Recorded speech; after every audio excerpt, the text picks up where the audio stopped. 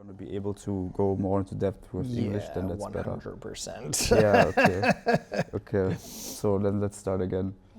So, welcome to the podcast, whatever it is called, we don't know yet, but this is for Sayato MMA Performance, and right in front of me is Martino Sacchi, the legend, the myth. He is the head coach of Grappling here in Sayato, and we have a depth of knowledge to uncover here because we're here to see what your system of teaching is about, and how you structure your teachings and why you're teaching and what is the philosophy behind your system. Yes, there's quite a bit of that. Yeah, and you said it's a scalable grappling, right? Yeah, scalable grappling education. That's very much my vibe. Mm-hmm. What does that mean, like scalable? First of all, So scalable means building a system that is very, very much independent. It doesn't depend on the person that is teaching. It's scalable insofar as it's a pipeline.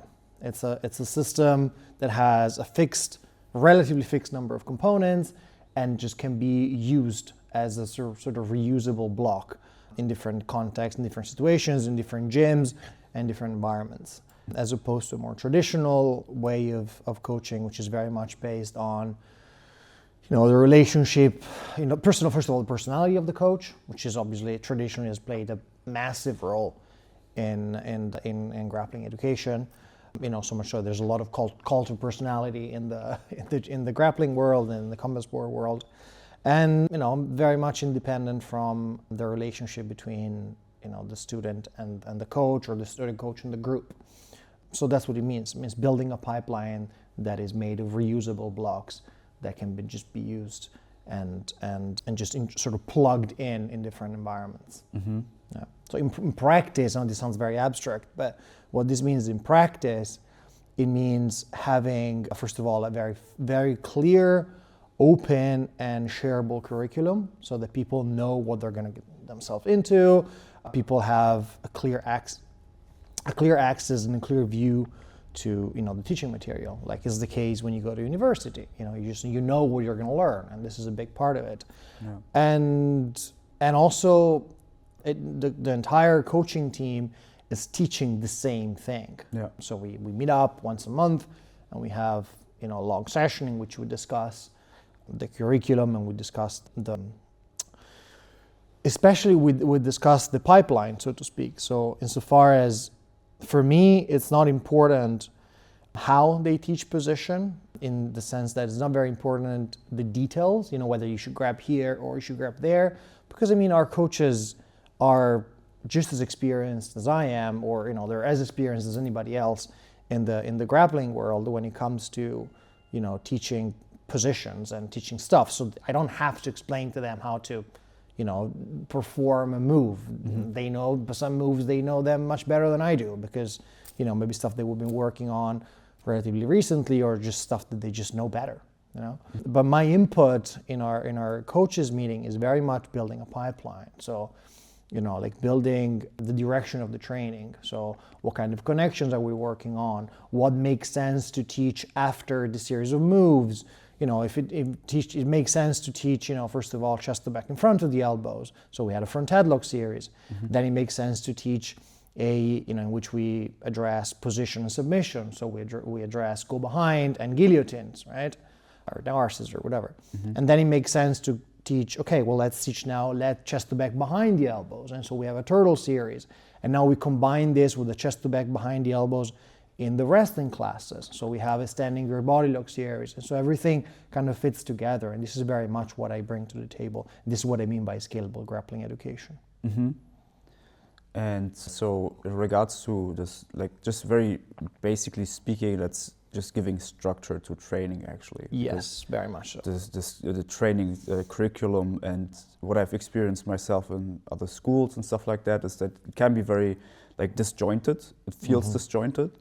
And in also regards to what you're saying about personalities and coaching, in terms of how much does a personality play into that role, and you're trying to negate the personality. So is that right? You're trying to make it so predictable and systemized that the personality still gives a touch to it, but it's not the deciding factor whether or not it's like the thing that people are going to stay for, because the structure gives the clarity there, right? Yeah, 100%. I mean, Greg Souders, who's a very abrasive character, but he has a few very, very interesting insights. He's the ecological approach guy. Okay. Greg Souders. He has a sort of a mini motto that he uses very often. He says something to the effect of, classes have to be student-centered and not coach-centered. Yeah. And this is something that is very much, I come from a very old school, traditional setup in which it's almost like the main character of a course, of a class, was the professor, was the coach. It's a right? show, yeah. What? It's a show. It's a little bit of show, exactly. And as much as possible, I try to remove the personality of the coach, as it were, from the picture, so that, if I teach a class, should be virtually indistinguishable from, when some other coaches at Sayato teach a class, and then later on in the future, when Sayato will become a franchise or will become, when we have different filialen in different countries or in different cities, it will become, very much a tree in which, someone gives direction and it sort of trickles down. And so at any given day, at any given moment, you can walk into any Sayato in Germany and what's going to happen on that given day. That's very much my vision. Yeah. How did that, when did it make sense for you to actually start articulating that vision? Like, when did you say, okay, this is enough, I have enough of this show? So for people that maybe they don't know me quite as much, I've been doing this sport, I've been in the scene, as people say, for more than 20 years now. So, I've seen a lot of things, and I've trained all over the world. I've trained in Germany, I've trained in Spain, I've trained in Italy, I've trained in Brazil. And so I got the opportunity to experience different environments. But there's one thing that always stood out to me, which is a complete lack of structure. And again, for people that don't know me, I have an academic background. That's the entire reason why I moved to Germany. I moved here to write a PhD thesis in philosophy. I'm a doctor of philosophy. And so basically what I tried to do was to import the same structure that you have in the academic world into the jiu-jitsu world, and it's very much my contribution to the jiu-jitsu world, because at the end of the day, I'm not a particularly talented, nor am I a particularly accomplished fighter. But I bring something to the table that most people don't or can't or won't, which is an understanding of grappling as just, something that needs to be structured and taught. Yeah. So over the course of the years, the more I started working in my sort of progressing my academic career, the more I started to realize the importance of, structured knowledge, and the fact that when you structure knowledge in a very organized and meaningful way, then it just gets easier to consume. And obviously, there's no need to beat around the bushes that, gyms are companies, gyms are businesses, and, students are customers. And for a customer, we're talking, you and I, about the other day, about the idea of a customer journey. And, think about the usual customer journey in a jiu-jitsu class for a student. It's awful. You never know what's going to happen. Yeah. The coach might show up in a bad mood. He might beat you up for a bit. Yeah. Submit you with knee and belly or something, and then show a couple of unrated moves and calls that a method. Yeah. And being able to provide a solid structure so that the customers know what they're buying, basically. Yeah. To me, it's incredibly important. The same way that when you enroll in academia, in a course at university or whatever, Coursera or whatever, you know what you're going to get. Your customer journey is very clear. Yeah. So that's very much what moved me to. Yeah. That's a streamlined process, and what I find really inspiring about it is the system. It requires a lot of systems thinking, because jiu-jitsu itself is there's such a tree of knowledge there, and it feels so disjointed. And what I see now is that people are going into the direction of, okay, your training philosophy, we talked about it, the probabilities and the knots principle, right? Which is how do I base credibility on one technique? And that's like the probability of it working out, right? And how often does it happen? Yes. So for people that have a background in computer science or in math or in all sorts of programming and coding, they might know what the finite state machine is. So a finite state machine is, the world is full of finite state machines. Like a light, like a traffic light is an example of a finite state machine. Like a barrier at the subway. These are all examples of finite state machines. Finite state machines are basically, it's a machine that goes throughout a series of states. In the case of a red light, in the case of a traffic light, could be red, yellow, and green. No. Right? And then there's a transition between the states. There's a trigger that needs to happen so the machine transitions between one state and the next. Right? In the case of a traffic light, it's just a timer. You have 30 seconds. You start with green, 30 seconds goes to yellow, 30 seconds goes to red, and then 30 seconds goes back to green. And so it creates a loop, right? So it's not exactly a tree because, in a tree, there's a root, then there's a parent, there's a child, and so on and so forth, right? Trees don't have loops, right?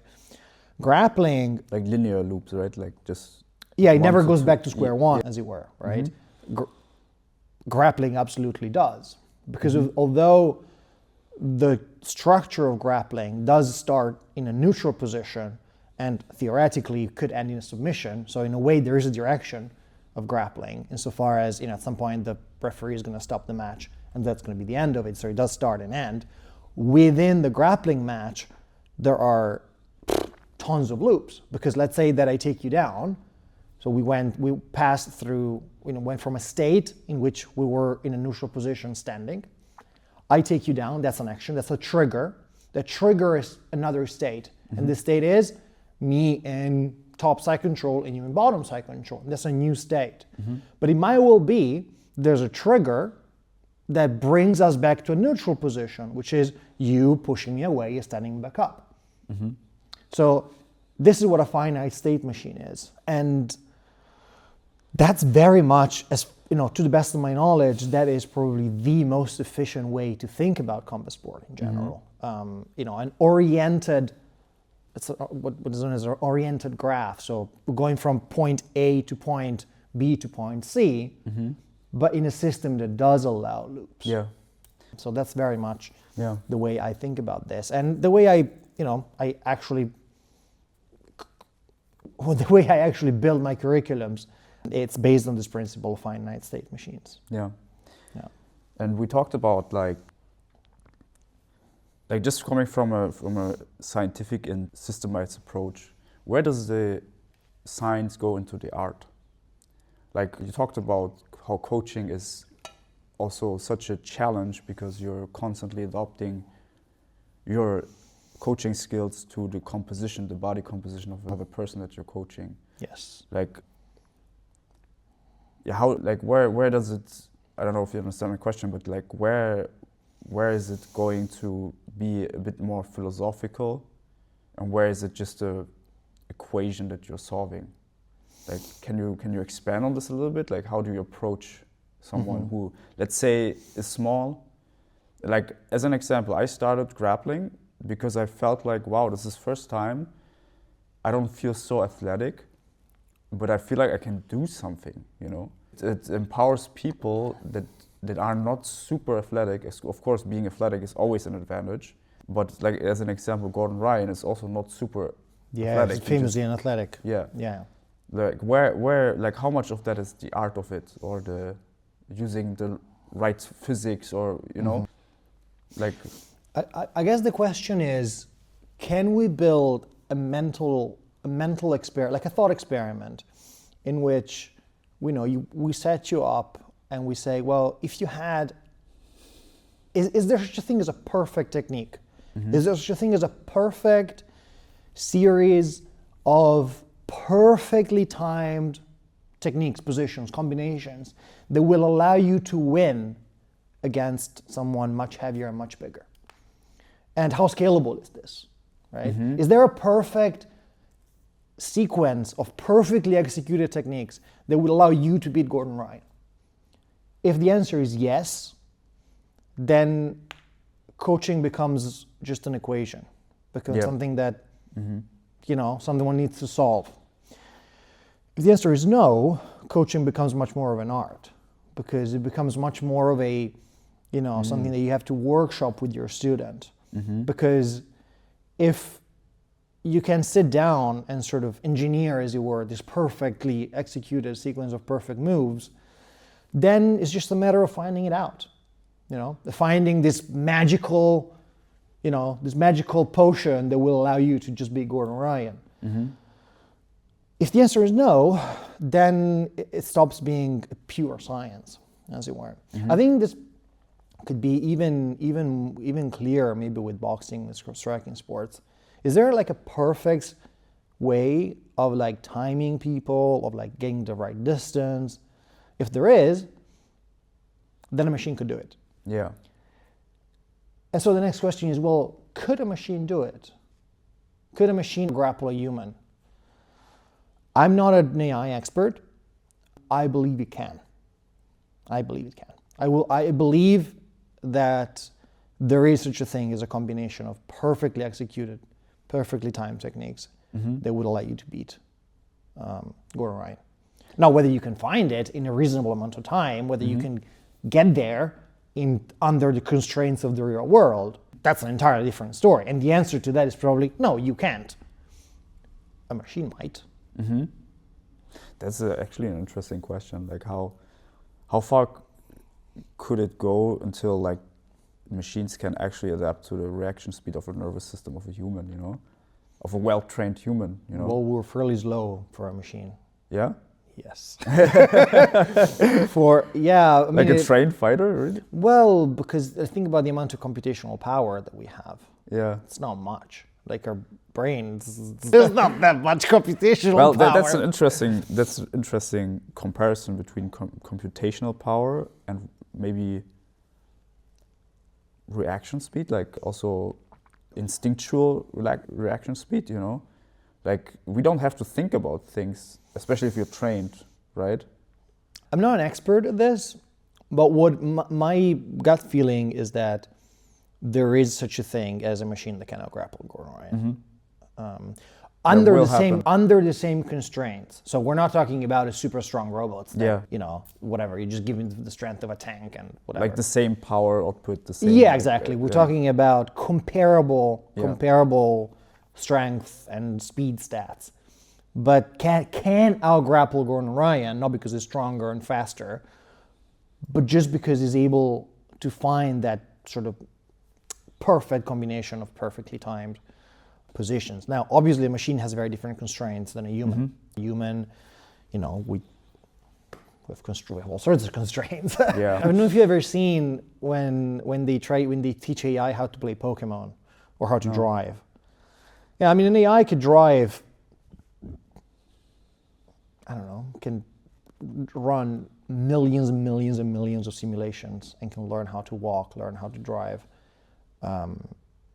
Have you ever seen those? There's like a million little dots, and they have to go through like a circuit, and they have to go all the way back. And you can watch them on YouTube. They're pretty cool to look at.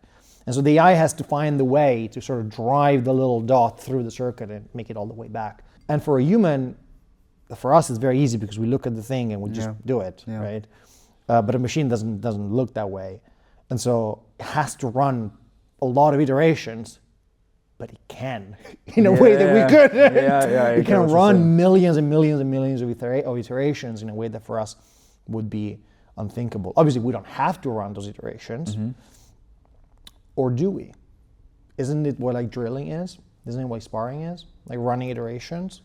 Yeah, like how much is martial arts like overriding instinctual reactions, right? Just, things like people when they fall and they reach out their elbow and stuff like that. Yeah, when you box, when I box, that I'm really excruciatingly bad at it.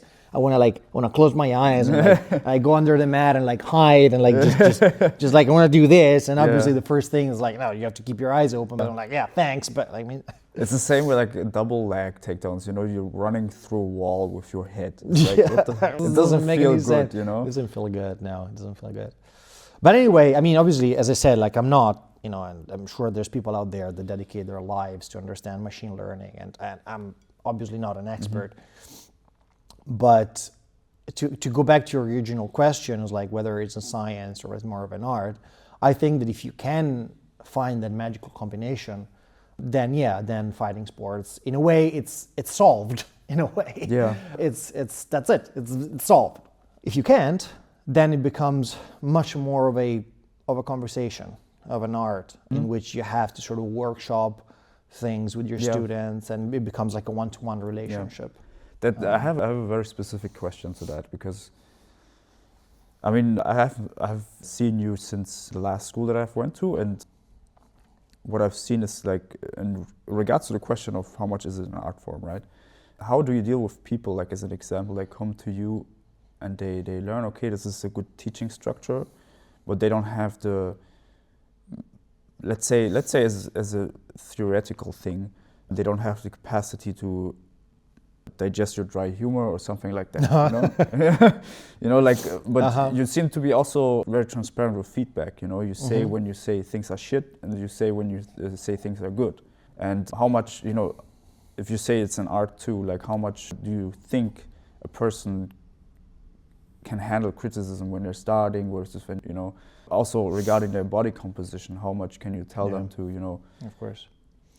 I mean, for all the talk about removing myself and removing the sort of coach's personality from the equation, there's no doubt in my mind that, you know, we're people in a room.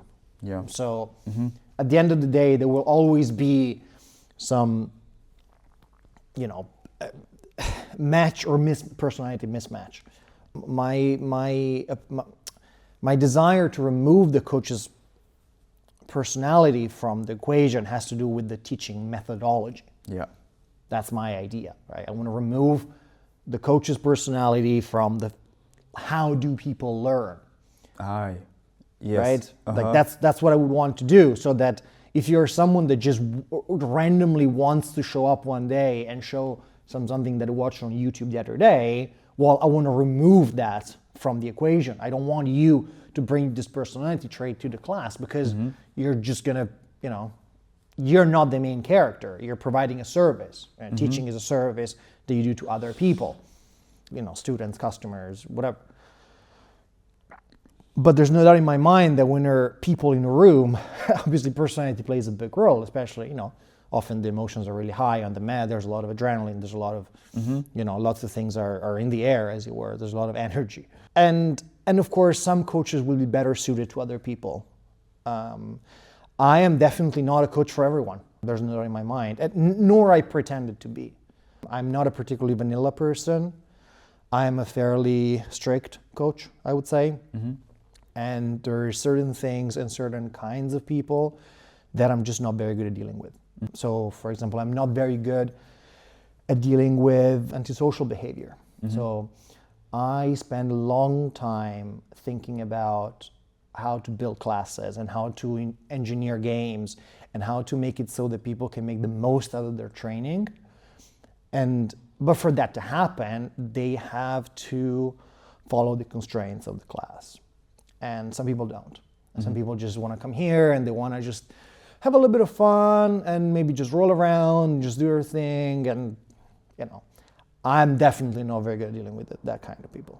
You know, I'm perfectly fine with, you know, older, overweight, untalented. I don't care. You know, I've trained all the way from professional athletes to, you know, overweight, undertrained, under-talented people. That doesn't make any difference for me. I don't like it more. I actually love teaching beginners. I've always said, I want to teach beginners. It's something that I want to have their proximity. I want to be able to shape the beginners path from the very beginning, and I really like being in touch with beginners. However, clunky and clumsy they could be, that doesn't play a role for me. But what I do thrive on is with people that are good at playing the game, as it were, at respect the constraints of the class, respect the constraints of the task, just have like social behavior, not injuring your partner. I always have this thing that try to play with your partner, not against your partner. Yeah. Try to roll with your partner, not against your partner.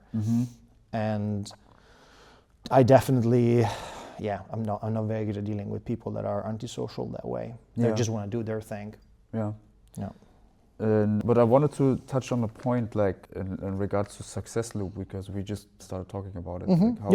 Like so, especially like the definition of success, and how do you make a individual jiu-jitsu journey or grappling journey or martial arts journey, in case you're into A, and really stay there, because I've from my personal background, like I started sports relatively late, like I started 24. I never did sports before. So I had the privilege almost to never had my like hopes high and seen my potential, athletic potential in any way. And I relatively lately started to like unfold it in a way. And that's why I didn't really involve my ego too much, because I didn't expect it too much from, So I think in terms of success loop and like the unbound play factor of like how do you approach your training, I don't have to prove myself. I just go there because I'm actually just happy to train and to play. So how much is the play factor important for sustainable journey, and how do you do it? Well, there's an argument to be made that playing is the very foundation of learning, right? This is an argument that, I definitely didn't come up with it. A certain playfulness it's almost required for learning. And people that are by nature or by culture not particularly playful, in my experience, they end up getting sort of stiffen up, and they end up taking themselves super seriously. There's also this physiologically, right? Are you familiar with the idea of a personality play? No. Playing personality player. No, I've never personality player. Uh-huh. Huberman talks about it. There's quite a bit of literature. There's a famous paper that's been published in a journal of psychology, I think, on this idea, and I think it's an Indian researcher, but don't quote me on this, I might be completely wrong. And it's this idea that in play you can adopt a different personality with respect to your everyday sort of non-playful personality, right? So for example, you could say, well, in my job, I am a very, I have a job, there's a lot of responsibility, and I have a lot of, I'm the boss, and I have to be in charge, and I have to always look like I'm the guy that has all the solutions, or and so on and so forth, right? Yeah. But when you play, you can adopt a different personality, and you can say, well, today I'm going to play as the guy that has no solutions. I'm going to play as the very bottom of the food chain. I'm not going to play as the boss. I'm going to play as, the white belt. I'm going to play as the one that, and obviously that is somehow scalable. You can think about this both in the terms of like the entire activity as one game, or one training session, or one single role. Yeah. Right? You can switch your personality to will. You could say, well, when I go to grappling, I have a different hat on, as it were. I have a different personality. And so when I go to grappling, I'm a very playful. It's okay for me to be bottom of the food chain. It's okay for me to just step out to everybody. I don't mind. That's interesting. And then you could say, well, in general, I'm very much top of the food chain in grappling because I'm young, I'm strong, I'm whatever. I'm an athlete, right? Yeah. But then, when I do to that specific class, maybe I just work in a very sort of less dominant way. I try to like play from bottom. I try from defensive position. Or you could say, today I'm feeling sick. I'm not feeling particularly, it's not my day, I'm just going to adopt a different personality with this particular person, this particular role. And so this idea of a personality play is that you can just put on a different hat deliberately and exploit the benefits of this. Because obviously, and this is sort of something that Huberman talks a lot about, that is really healthy for the brain. The brain really, really likes that for reasons that I just can't explain because I'm not a neuroscientist. So I don't really have that kind of knowledge. But what I do know is that the brain really, really likes that. Yeah. The brain really likes adopting different personalities. And that is very much one of the best pathways to learn. Yeah. I don't quite understand in which sense that's the case, but I know it is. I think I can give my 2 cents on this from a scientific perspective. I would say that, like, if first of all you're in a child, that's a huge thing, and your inner child always gets beaten down by judgment. Also judging yourself, and that's where stress comes in.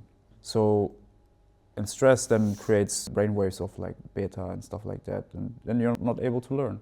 But if you're relaxed, you're much more able to digest information, and that's why also you're much more susceptible to information when you're almost half asleep, because you're in those alpha and theta brainwaves, and your subconscious is just way more open.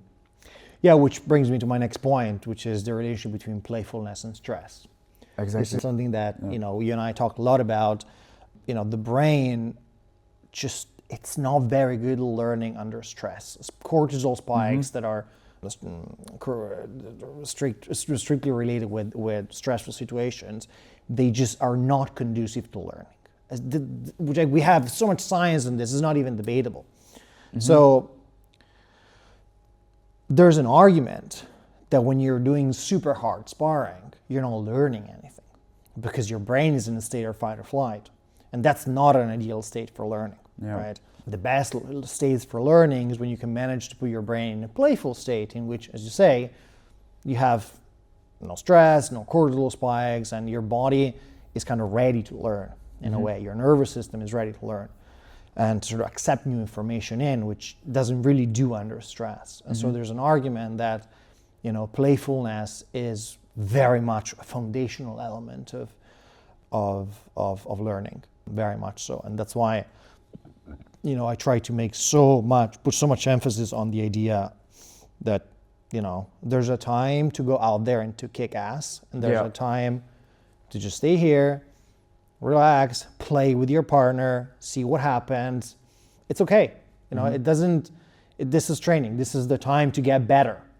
And obviously within training, there's a time to get better, there's a time to get tougher, and then there's competition, right? Yeah. But most of your training should be done in a non-stressful condition. Yeah. I would say more than 80%. I mean, that's almost like, it makes so much sense from a physiological perspective, but I've never seen anyone talk about this in grappling. Like it's so ridiculous, but it's like how, okay, let me think about my question here.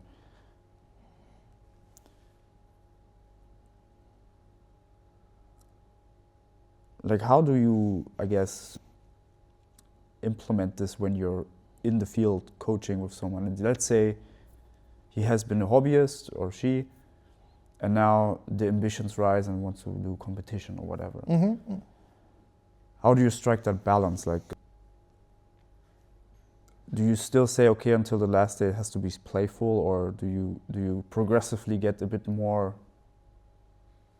strict with the training and more disciplined? Because what I've experienced in going to competitions, the first thing you learn is discipline, right?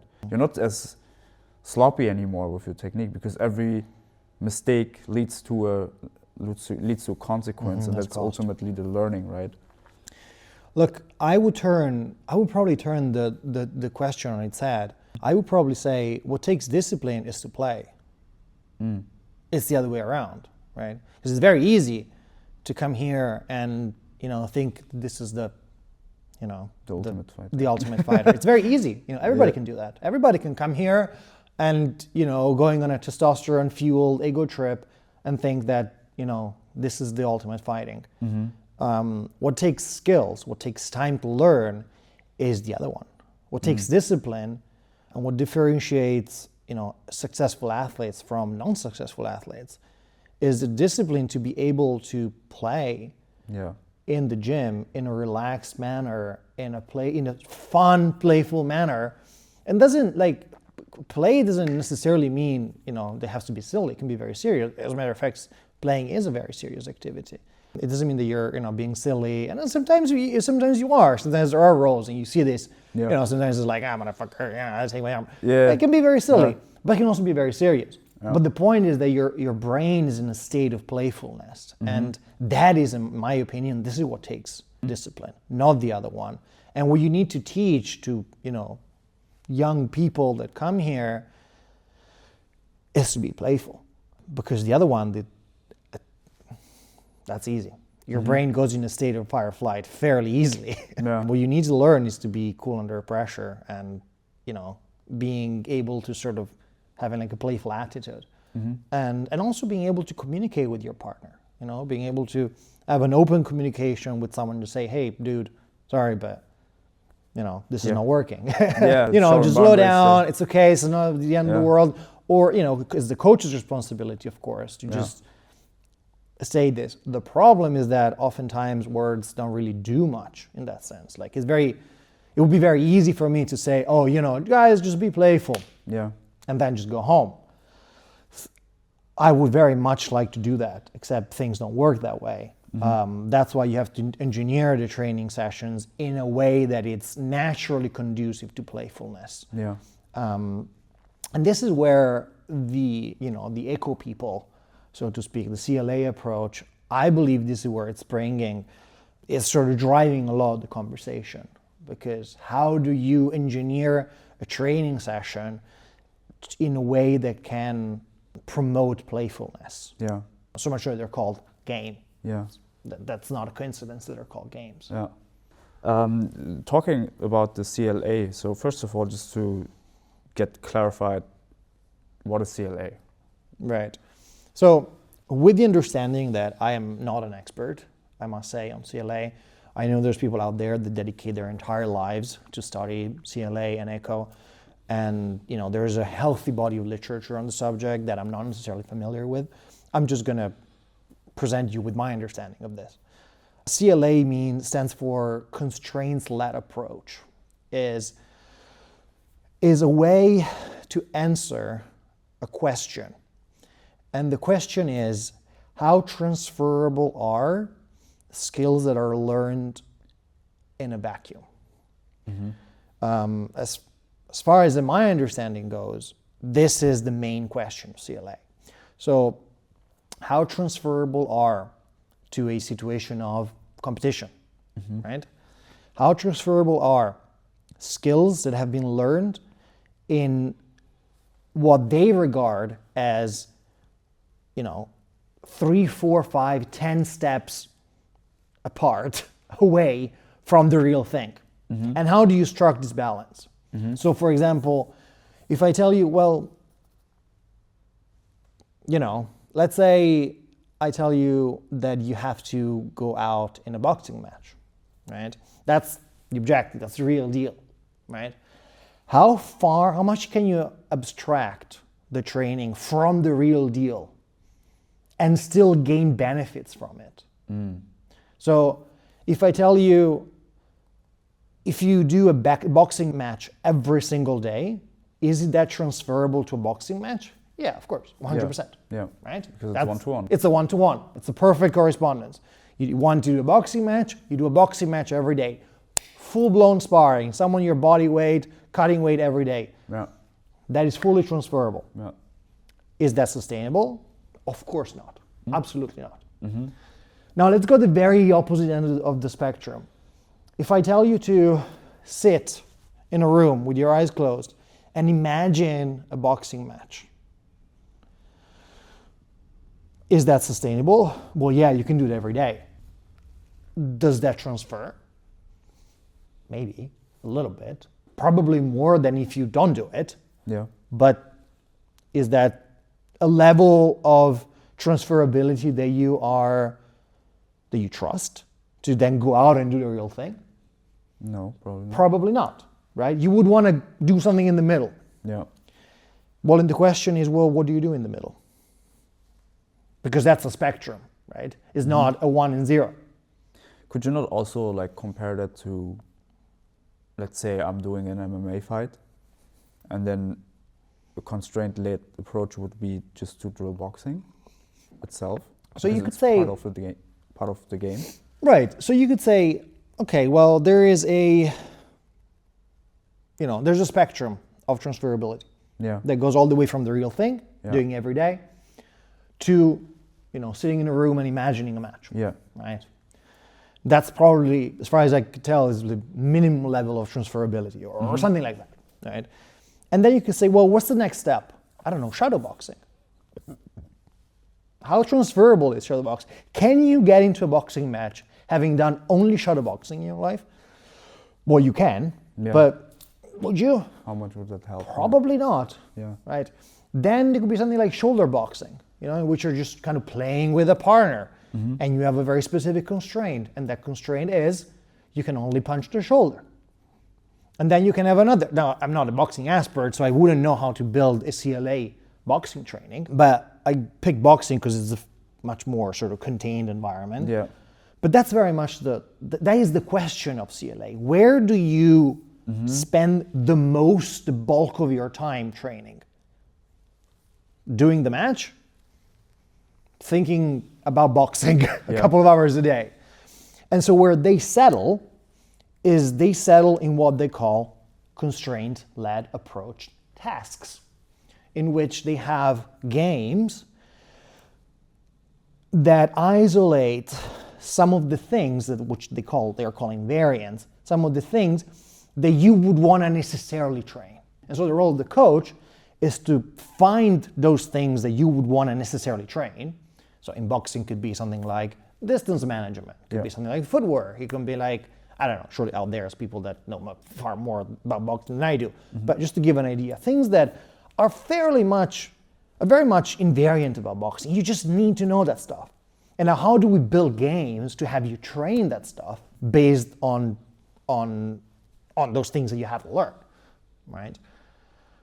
And this is in a sense what constraint-led approach means. It means building games that will allow you to get as close as possible to the thing that you actually want to do in a way that is sustainable, that is not going to injure you, that is not going to exhaust you, that is not going to completely wreck you. And so one of the main argument is the way in which grappling specifically is usually taught is too far apart from the real thing. Yeah. And so there's not quite as much transferability from, let's say, drilling with a non-resisting partner that is sort of there like a doll, and a grappling match. There's this bridge that needs to be, gap that needs to be bridged. It's too big. That's what they say, right? I mean, I'm parroting them, but I think I'm doing a good job at trying to understand what they're coming from. And what they say, well, if I have you do like a drill, which is like sort of walking around your partner trying to pass the guard with someone that is completely just sort of lying there like this, just sort of dead, how transferable is that? Not much. But what if I have you play a game with a partner that is actually resisting under very strict constraints? And so a partner that is like, okay, I have you from bottom, try to keep, at least 3 points of connection with your partner. 1 hand and 2 feet, 2 hands and 1 foot, whatever. And from top, you need to keep peeling this connection, breaking this connection, and just that could be a game, disconnecting. That could be another game that is like, okay, well now you want to build an angle, and then you want to get chest to chest, and so on and so forth. And so this is where the CLA approach is situated, in this space between how transferable skills that you built in drilling and exercise are in relationship to the real thing. So how does your approach then does it differ from the CLA? Or we talked about it, so I think you said it's a bit different, but also like I want to expand on this because from an exercise science perspective, it's very interesting to see how, metaphorically speaking, and I heard like Alex Volkanovski talk about this, when he goes to train, for sparring, to train the hardware is to train something than the software of the fight. The software is the skills, the positioning, the technique, and so on. The hardware is to actually train the conditioning itself. And you should very little train your conditioning while doing this also with software and hardware. I so could not agree more, you know. yes. If you want to train the hardware, you have to train it in a controlled environment. Like, could not agree more. If you're like redlining, you know, let's say you're doing air bikes or like kettlebell swings, you get your heart rate up. It's so dangerous on that spot if you're redlining. If you combine that with hard sparring, the risk of injury is way too high, and you shouldn't do it too often. Yes. And that draws back to the thing of like, what is the intelligent grappling learning, right? Yeah. Like, how do you structure that? So we touched on a few points here. One is definitely, you know, how do I structure my trainings, which is maybe the least interesting of all these points. When people ask me, are you a CLA coach? I say no. I am. I try to sort of evade the question by saying that I'm a hybrid. I have a hybrid approach, which is a great answer to sort of leave people like, yeah, okay, thanks, whatever. Yeah, exactly, whatever. So I very much, what I believe is that there's a lot of truth in their claims. I have drilled, believe me, a lot. a lot. I have drilled so much. Too much. Because that's very much the background where I came from. This is just like a purely drilling. So a class where I came from, it just looks like this. You have a warm up, and then you have some drilling with a fairly non-resisting partner in which you sort of drill the position. Maybe you do 20 per side or whatever, and then normal sparring. Now, does the system work? Of course it works. I mean, I learned some jiu-jitsu. I'm not great at it, but some stuff I definitely learned, and so did loads of people. But the question is, well, can you optimize your timing, your training time a bit better? And I believe you can. And they believe that you can. And so what I try to do is to have students play as much as possible. Constraint-led tasks, 100%. But at the same time, I do believe, and this is all the part of skill development. This is just getting the reps in. I have no interest in having people getting reps in. I just truly believe this bullshit. I do believe that people learn under constraints. Now, I also believe, and this is where I sort of distance myself from the purists, the CLA purists, I do believe that certain people out there have found highest percentage routes that lead from, somewhere where you are to somewhere where you would want to be. So, for example, the back, or the mount, or half guard chest to chest, or a front headlock, or whatever. And I do believe that people left to their own device have a great ability of get better at moving, because at the end of the day, this is what this is about. But they don't necessarily have a great ability of finding the most efficient route that goes to go from point A to point B. And I do believe, going back to what we were talking earlier about whether a machine could crack grappling, and I do believe there's such routes are there. And to me, the proof is in the pudding. When you have people, the Danaher people, they have a back system, and they just submit everyone. People take your back, and you can sit there, and I'm like, okay, now he's going to grip that wrist, now he's going to grip the other wrist, now he's going to do that, and then he's going to trap the arm, and then he's going to get the tap. And guess what? They do it reliably, predictably, across time, across weight divisions, across sex divisions. They just fucking do it. For me, that's a high percentage route. And to me, this is something that needs to be taught. Some people will manage to come up with this high percentage route to get to a desirable state, people that are very talented, people that spend loads of time playing, or just people that have a very good understanding of this. Most people don't. Most people don't have that the deep understanding about movement and patterns. And so I do believe in the value of teaching high percentage routes to desirable states. So whatever, the back, the mount, or whatever. And so that's what I do. I let people play as much as possible. And then I give them, look, this is one of the best way of doing this. Is it the only one? No, of course not. So it's like kind of it's a CLA, constraints-led approach within the most working system. So yes, with the something that is proven to work. Yeah. I watch a lot of matches, and I know what works. And a white belt finding an unconventional way to trap in the arm from the back. Yeah, great. But when you watch a lot of competitions, you spot patterns. And because I train hundreds of people, I want to be teaching those high successful patterns.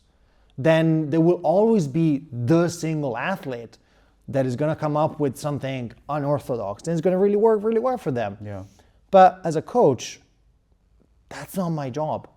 I can't be teaching, not every coaching interaction is a one-on-one interaction because I teach 100 people at a time. Yeah. And so I have to teach what, in my opinion, are the pattern that just come up the most at the highest level. And so this is very much where I sort of move myself away from the CLA. And so far as I teach what I believe they are the sort of almost data-driven highest percentage positions in sport. Yeah, I think that there was a great explanation to make people understand what it is about also, because I feel like most people don't understand it. I had my problems also understanding what CLA really is. Also because I never really experienced it. Well, from you, there's a constraint-led approach, of course, in the training, but I didn't understand the difference from the real one, like the purest one. So I guess what drives me to my next question. Sorry to interrupt you, but there's one thing that it's very much a mantra in the CLA world, and I think there's a lot of truth to that, which is that you can't give people solutions for problems they're not familiar with. And I think when I heard it for the first time, I was dumbstruck. I must say, this is one of the things that I think it's also beautifully formulated, but I think there's a lot of truth to that, because what happens in let's say non-CLA or like old school approach, traditional, whatever you want to call it. This is definitely how I grew up. You go to class and the coach, who already is familiar with all the problems from that particular position. So I don't know, you try to trap the arm from the back and you can't because you can never, the arm just keeps slipping away. Right? He is familiar, they are familiar with the problems, you're not. And so he's going to give you a solution for a problem that you don't know about. And so it's like, I don't know if you've ever tried, so it's like Shark Tank. I just recently bought a NAS, a network automated service. Anyway, it's like a private server, right? And I'm trying to setting up. I don't know much about computer stuff. And it's not an easy task, believe me, because surely people out there are going to be like, "Oh, this is a moron." This is actually super easy. I'm not a very computer-oriented person, and I just don't know what I'm doing. And so I'm just doing what everybody does, which is I'm just asking Gemini, "Hey, how do I set up the NAS?" Now Gemini starts saying, "Oh, you have to set up the DDN." This is freaking computer stuff that I know nothing about, and this is a perfect example because Gemini is giving me solutions for problems I don't understand. And how far does the playfulness also translate into the grappling landscape in general, and how much the sport is growing because of the versatility of rule sets? We talked about this, that we are now in the privilege, or like in the very expansive phase that there's no fixed rule set for jiu-jitsu as a sport. Yeah. Well, people that come from more, let's say, established sports like wrestling or judo, they tend to look at grappling for a very sort of dismissive way, because grappling doesn't have a unified rule system, right? And I mean, obviously the question just looks and sounds very theoretical, like, oh, whatever. But at the end of the day, a sport is just it's just a rule set. Mm-hmm. There's nothing more to a sport than a set of rules, right? And we were talking the other day about how much can you tweak a rule set before it becomes a different sport, mm-hmm. and becomes the two activities become, there's like intranslatable to each other, right? Mm-hmm. They can't talk to each other anymore. It's a little bit like, think about, the evolution of a species, right? Mm-hmm. I think about how much a species can, two individuals or two branches, or a species can diverge before there can be any how's it called, inbreeding, any sort of crossbreeding, exactly. crossbreeding. Uh-huh. It's a little bit the same idea, right? Mm-hmm. How far apart can you go while still being the same sport? So if I tell you, well, can basketball and grappling be trained and can they compete against each other? Well, probably not. It would be a very awkward competition in which someone is grappling and the other one is doing basketball, right? Mm-hmm. That's an extreme case. Mm-hmm. Well, if I tell you, well, grappling and judo, I don't know, they probably can compete together. You have, Travis Stevens or, like very, very famous, Owen Livesey, like a very mm-hmm. famous example of like judo players, specifically judo players coming to grappling. But I tell you, wrestling and grappling, of course. I mean, Pat Downey or whatever. There's loads of people. And the interesting things about grappling is that even within grappling itself, there are different systems of rule. There's some rule sets. And people that come from more established sports, they tend to despise this. But actually, I mean, I've said this before, I think this is a strength of grappling, not a weakness. Because it allows to iterate on the sport and to see what works and to see what doesn't work. And also because, I mean, Craig Jones talks a lot about this, and I think he's right on, just on point. He says, well, if we let people play a game for long enough under a certain rule set, they're going to end up finding ways to game the rule set, right? To game it. Like, the famous, like, I don't know, EBJJF, whatever.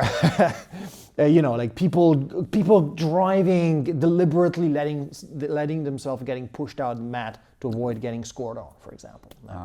Okay. That sort of thing, right? Because in jiu-jitsu there aren't push-out points. Mm-hmm. So if I push you outside the boundaries of the mat, I don't get any point for that. So if I'm shooting a takedown, or if you know that I am very good at wrestling, you can just keep playing at the very border of the mat. Because if I shoot a takedown and then we end up at the mat, I don't get anything for it. I don't get rewarded for my shot. And I get penalized because that cost a bunch of energy. Yeah. And so the ref is going to put us back in the middle, from standing, neutral, nothing happened. Mm-hmm. And that's the way of gaming, right? The rule set. And how do you prevent people from gaming the rule set? You don't. You just can't. There is such a thing as a perfect rule set. Or an ungameable rule set, right? People talk a lot about, how like a no time limit submission only rule set is like the purest form of grappling. Yeah. Is it though? Yeah, what is pure? What does it even mean, right? It just depends what your understanding of grappling is and what grappling is for. Mm-hmm. Because you can say, well, I don't know, maybe the purest form of grappling is the one that you see in MMA, or the one that you see in a 3 minutes round, or the one you see in a 30 seconds round, whatever. I'm just making stuff up at this point, right? Yeah. But grappling has this incredible ability of just iterating with small variations. And so you can have ADCC, you can have BJJF, you can have number one, you can have Polaris, you can have the Craig Jones Invitational, and they're all grappling. Mm-hmm. And it's very interesting to see how certain athletes don't perform as well there's certain rule sets, and how certain athletes, because of their games, because of their just strategy, tend to thrive more under certain rule sets than others. What's his name? Charles Sonnen? Yeah. He said something once about Gordon Ryan that really stood out to me. He said, well, one of the crazy things about Gordon Ryan is that not only he wins, which he does, but he has won under every single rule set there is. This is not common in most sports. Most sports, whenever there is a minor variation, he is obviously he's very learned in the history of combat sport. And he made an example. The video's on YouTube. You guys can go and look it up. He made an example in wrestling, and he was like, look, in wrestling they changed like a teeny tiny piece of rule, like almost like a footnote in a push out. In the push-out section, and the next year the podium was completely different. It just the people just couldn't even make it because their entire strategy was built on that particular rule set. It was the crazy thing about Gordon Ryan is that he can win no matter the rule set. That's impressive. It doesn't happen usually, right? And one of the crazy things about grappling is that you can see how grapplers have to evolve and adapt according to the rule set, and how different rule sets shape the grappling, the evolution of the sport. I've been toying with the idea of writing my own rule set for a long time, and I've never dared actually doing it. I've have bits and pieces, but it's a very interesting task, and the more I try to do it, the more I realize how much you, as the rule giver, you basically have to decide what an ideal match would look like to you. You know, when people always say, I remember my professor at university used to say this, says, well, reality overcomes fantasy, she used to say. And people were like, what do you mean? Of course not. Like, fantasy is much broader than reality. And she was my ethics professor at university. He was like, no, that's not true. Because think about lawgivers. Lawgivers, they sit down and they write laws, right? But then their fantasy is very limited because they can never think. That's why, legislation is always reactive. It always comes too late in a way. It's always reactive because people come out with a piece of legislation and then people are going to try to game it somehow, right? And so now you as the lawgiver, you have to constantly be readjusting, but you're always playing, like a catch game because you're always one step behind of the people that are trying to actually game legislation, right? This is very much, and that's true. Like, you sit down, and whenever, sometimes are like in the U-Bahn or whatever, and I see like signs, and it's like, it's forbidden to just, swing your dick outside the window. Yeah. And you're like, man, what must have happened here so that people felt like they had to put this sign? Like, surely nobody sat down and was like, oh, guys, we have to put a sign here that says, please don't swing your dick out the window. That reminds me so much of, did you watch the series Andor? No, I haven't. Oh, it's so good. It's like one of the few, I'm a Star Wars fan in general, but it's a Star Wars series, but it's like different. It's very different. It's super deep also. And there was this one guy, he was the one that kind of sparked the philosophy behind the rebellion against the empire at that point. And he wrote his statement, like his book, and he was saying that a system that is built on control, like the empire, needs so much energy constantly to be put into like practice that if at some point the good guys organize or the rebellion organize, or whether it's good or bad, it doesn't matter. Like, a system needs to be controlled and needs constant re-plugging of energy in order to not die of entropy. While the one that is the rebellion just needs some organizing to actually destroy the whole system, Yeah, but it's the inverted thing. In a way, it's true. Because when you sit there and you try to write a piece of rule set for grappling, you're basically working not exactly in a vacuum, because you've seen other grappling rule sets, you know a lot about grappling, you've seen tons of matches, but there's always a jump, there's always like a leap into something new. And you have a limited fantasy. And the world out there is going to find loopholes and it's going to find like, you know, things that you haven't thought about it. And then you're going to have to go back. And I mean, this is the case with the BJJF, like, you know, every single year or whatever, every couple of years, there are updates to the rule set because people keep freaking gaming it. Like, I remember, I feel like Elrond when in the meme, like I was there 2,000 years ago. But I was there when the whole 50-50 game exploded. Yeah. I was there back then when people started doing 50-50. And there was the whole thing that like each 50-50 sweep was 2 points. And so people would just like sweep once. And people like, you had matches that were like 52-54 or something. Because people just kept going back and forth with this thing. And then quickly they realized that it was not going to work. And so what people would do is that they would kind of wait until it was like 20 seconds left on the clock. And then would just sweep one more and it was like 2 points. And that's you know what I mean? sneaky, Sort of, which is basically gaming the thing. Yeah. And, or, you know, like famously, I don't remember who that was, but wasn't there a fighter in the UFC that would approach their opponents with a knee on the ground? Are you familiar with this? Because... How does that work?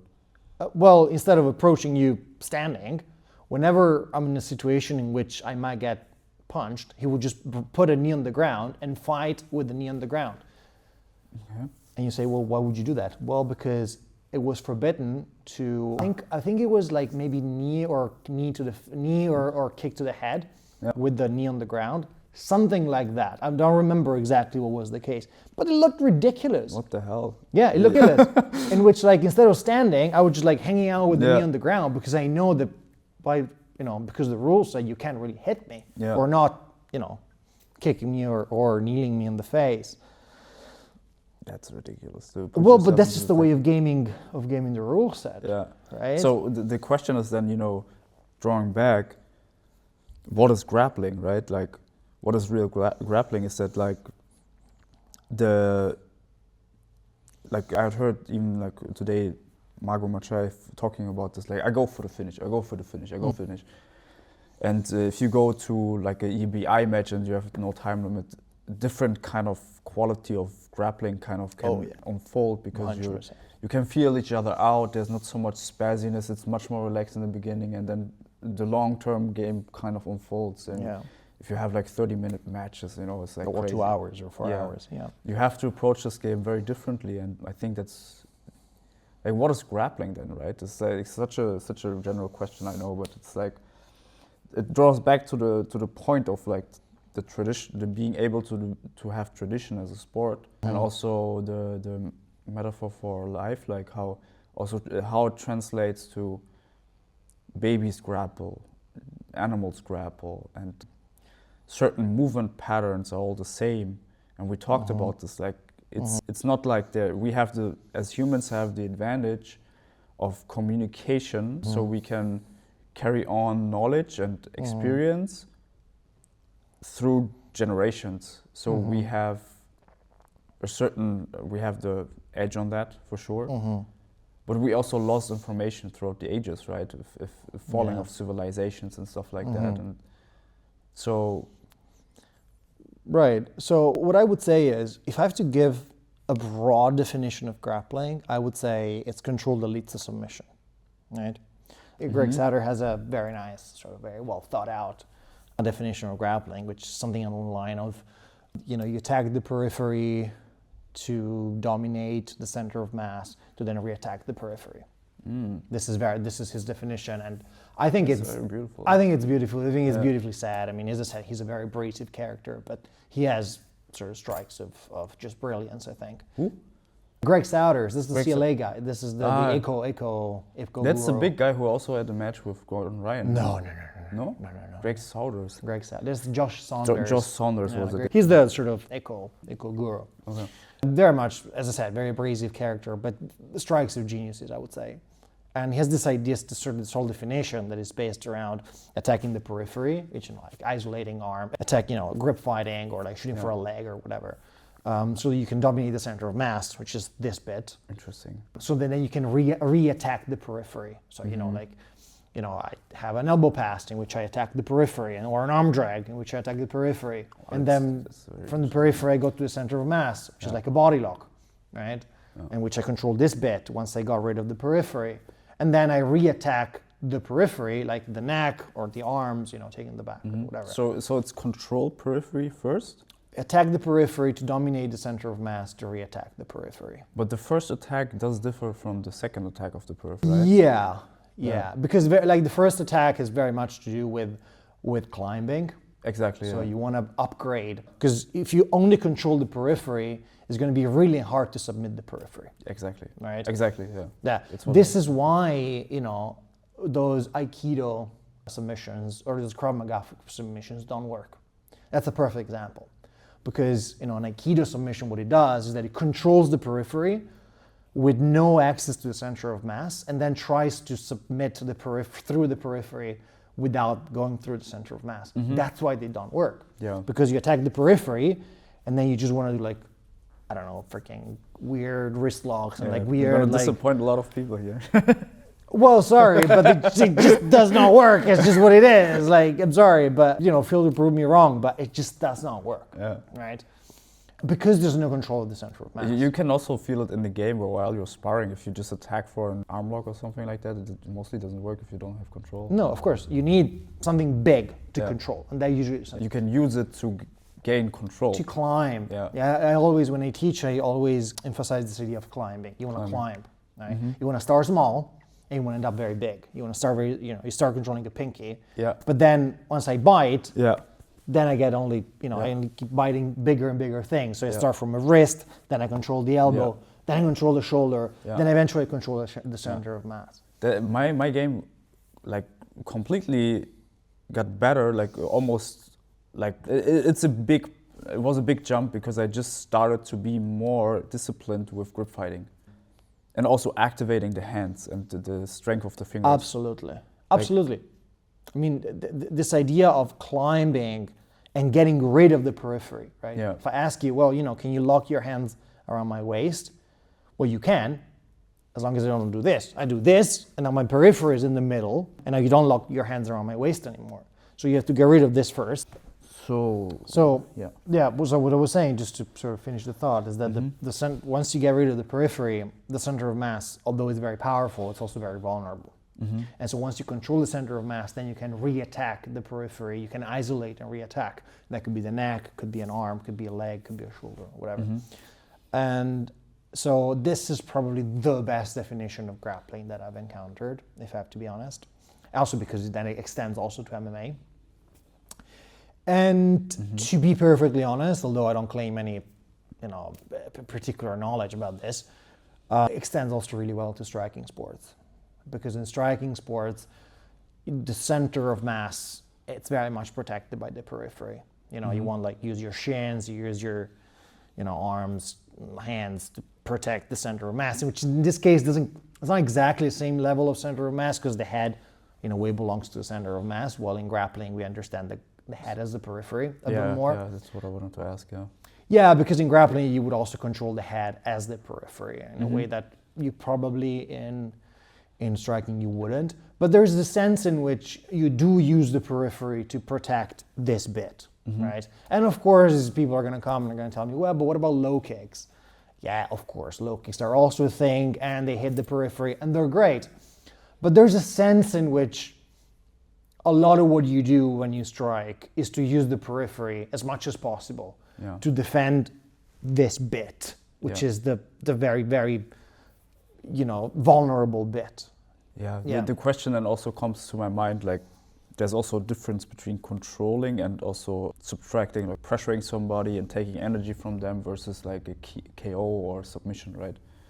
Yeah, of course. What is your intention at that point with a low kick, as an example? You're not going to knock somebody out. No, you're not, of course. I mean, there's a sense in which, this is not rocket science. There's a sense in which this is where your brain lives, and you want to attack that as much as possible. And you can go a long way if someone hurts your thigh, but you can't go a long way if someone hurts your brain, right? Like you don't have to be a doctor to agree with this, or an experienced boxer. Surely someone destroys your knees with your legs with a low kick, it's gonna hurt. But how many knockdown, how many KOs or TKOs do you see because of low kicks? A few, but it's incomparably less than, getting knocked out because you get punched. So, as I said, I don't claim any particular boxing expertise, and people that know me know that I don't know anything about boxing, but that seems a fairly reasonable statement, right? So again, like distinguishing the body between the center of mass and the periphery, I think is a good way to think about grappling. Yeah. And let's get to the point of like, how does like grappling training also transition into how can people from MMA benefit from grappling? Like obviously, when the other way around, obviously. But where's the context happen? Like what if you would have, let's go into the theoretical realm again. You have the perfect potential MMA fighter and the perfect potential grappler with aspirations, young, athletic, blah, blah, blah, the perfect thing. How would you approach the different like journeys from a coaching perspective? How much would you give like the grappler some MMA and teach them also the principles of grappling and MMA, and the other way around, Right. So there's a sense in which, what I would say is definitely train for what you want to compete.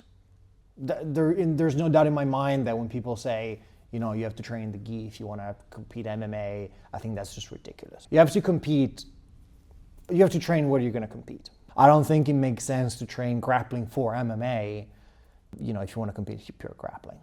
It doesn't really work. Oh, really, yeah? Yeah, I mean, think about, I don't know, like you're gonna compete in grappling. Someone's gonna just pull guard and attack a leg locks. Yeah. And you have to be very well prepared. And does training MMA prepare you to that? Absolutely not.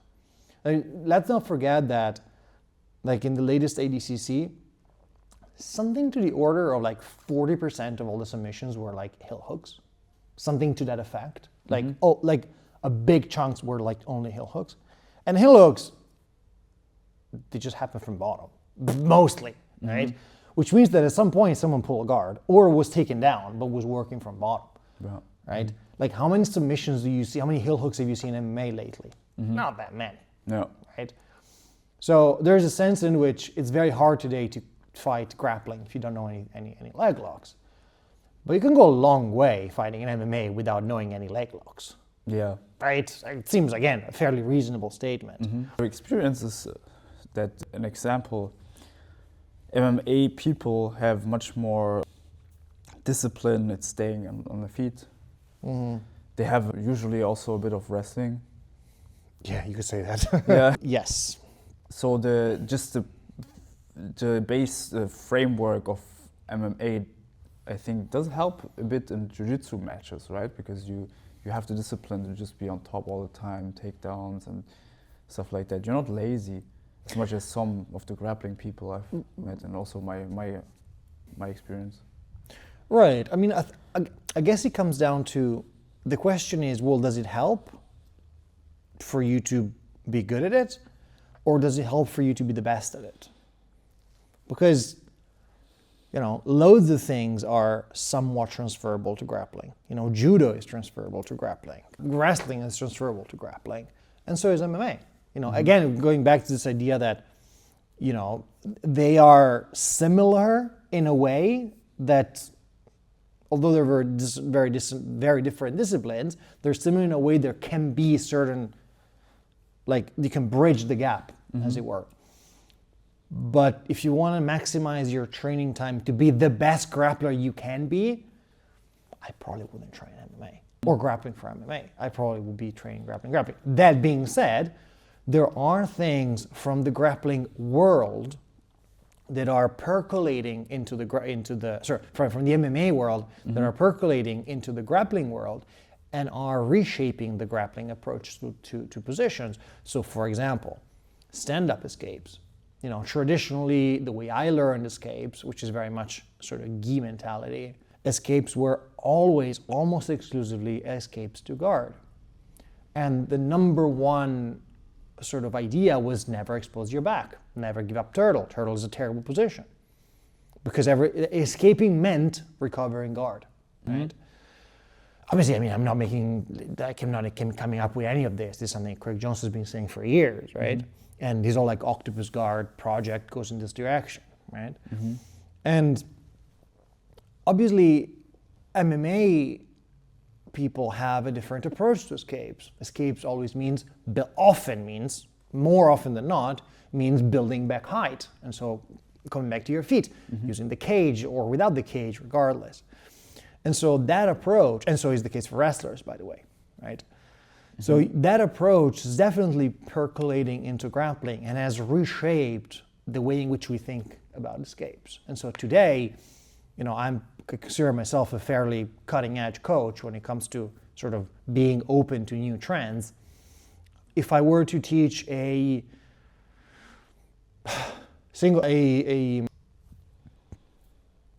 side control escape, I would teach two approaches. I would teach an approach back to guard, and I would teach an approach back to your feet, probably with some variation of turtle and quad pods and hands first stand-ups and whatnot.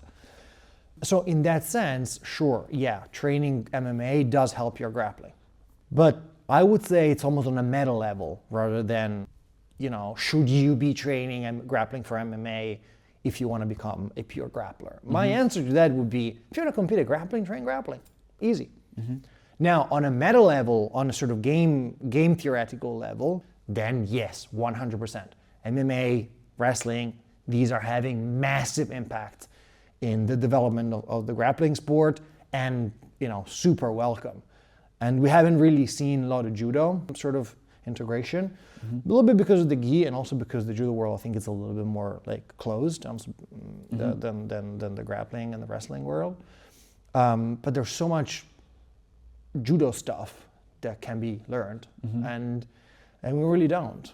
So I think in that sense, yeah, the 100%. Grappling for MMA and MMA in general is very beneficial for grappling. But I would say more at a discipline level than at an athlete level. And in general, what is your vision for like the Sayato MMA performance gym? What do you see yourself going into? Like, do you want to just get a bunch of people into grappling competitions, or do you want to develop like full MMA athletes? Where do you see yourself there? Well, so myself or the gym, as in personally, or the gym? Both. So, I mean, there's no doubt in my mind that this is an MMA gym. Right? It's very clear to me this is an MMA gym. Now, I have a few thoughts on this. The first thing that I would say is, I think that we should have a strong MMA team and a strong grappling team.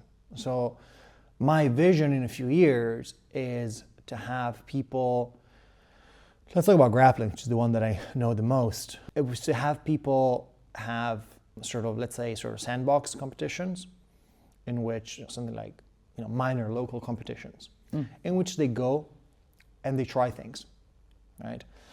Without putting particularly emphasis on the outcome. And this is something that I would recommend for the MMA crew as well, 100%. I think that MMA people should compete in grappling, not because they want to win, but again, with this playful mindset. Using MMA, using grappling competition as a preparatory game for what the actual objective is, which is the MMA fight. That's interesting, because I just I heard Gordon Ryan talk about this, because I think most people, they get this wrong, and he talked about how little does anyone cared about his competition records before he went to black belt, like before he even started black belt. Nobody gives a shit. Yeah, nobody gives a shit. Nobody gives a shit. And I see a lot of people, they take pride in their stuff, and also at the same time it does create a lot of frustration if they lose in the beginning of their career. Like nobody gives a shit. No, nobody gives a shit. I think, I mean, we already have a competition calendar for certain MMA athletes here at the gym.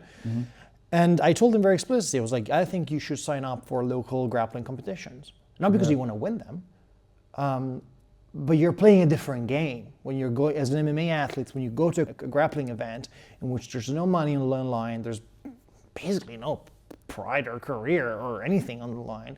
You're going there. It's almost like a likely more intense training session. Yeah, I think, because then it has a sort of very high degree of transferability to an MMA match, because you're getting used to a competitive scenario. You're getting used to, there's a lot of meta things that happen in a match that are indeed transferable to an MMA match. Working with the referee, working under time constraints, working with the competition pressure, dieting, and so on and so on and so forth. So tuning in, like how long before do I need to start warming up? Yeah. Before going into the real deal? How long before should I eat? How long should I sleep? And so on and so forth. There are in that reality, you believe in the approach of getting the repetitions in. Yeah, that 100%. Yeah. Because you can't, that's something that you learn a few times and that's it, right? You need to get better at it. Like once you know it, you know it. I'm someone that, I've had stomach problems for many years, and if I, eat anywhere between an hour to I have to eat more than an hour before any training session, let alone a competition, because my digestion is what it is, and that's what it is. Not for everybody's like that. And that is something that a grappling competition sort of meta thing, something that a grappling competition can give you, and you treat that not as a sort of the real deal, but as a preparatory event, right? So I'm definitely envisioning a future in which MMA fighters do partake in local competitions as a sandbox to play. And so do grapplers, right? So you sort of go there, you play, especially local competitions that have round robin, in which you pay 70 euros, and you might have, even if there's like 4 people in your division, you might have 4 matches. You go to the BJJF, you have 4 people in your division, you have 1 or maybe 2 matches top, right? Yeah. So just a way to get practice, to get used to. People are, very different. There's people who are very good at dealing with the stress, and people are terrible at it. I mean, it happens, right? There are famous cases of very renowned athletes that are notoriously bad at dealing with nerves. Right? Yeah. And also the whole mental game of it. I think there's a lot of wisdom and just learning how your ego plays games with yourself, Absolutely. Like I had this one situation which was pretty funny. It was my first competition match in my whole life, and the guy, I didn't even know him. He was a friend of a friend. He was in Amsterdam at Grappling Industries, and he said to me, "What's your strongest thing?" I said inverted triangles from bottom, because I was getting smashed. Like I just trapped him. And what happens? First 20 seconds, I got him into an inverted triangle. Wow. Crazy. My first match ever, and I was like, it was too much to deal with me. Like I have this on video, literally. I have it in the thing, and then I was too overwhelmed with the situation. should have got into position more and blah blah, and then I just tried to squeeze without any technique, and then he popped out and attacked my ankle, and then got a reap, and then he got disqualified. So I won this one. What a weird match. Yeah, what a weird match. What a weird match, really. Yeah. And then in the first fight, in first match ever, I got my ankle popped, and I was like, what the fuck is this? So you learn, okay, this is, how do I deal with these situations? Of course. Yeah, absolutely. So as I said, I envision a future in which we go to competition very often. Once every 3 months or every 2 months, but often. And then this is when you start seeing the separation. And so we're going to have a grappling competition team that is going to be investing hard in the big grappling competition. Now it's way too early for that, but it will come. We have a lot of talents. We have little young people, a lot of people that want to fight, people that like to compete, right? And so this is where you're going to start seeing the separation. Now, is it likely for an MMA fighter that has, let's say there is a match in 4 months, is it likely that this person is going to want to prepare the ACC trials in 2 months? No, I don't think it's a good idea, right? I think you should be smart about what you're investing your time, your effort, and your energy in. Is it smart for someone that has a high stake MMA match in 4 months to go and prepare for the ACC trials or the Europeans. No, it's not. I wouldn't recommend that.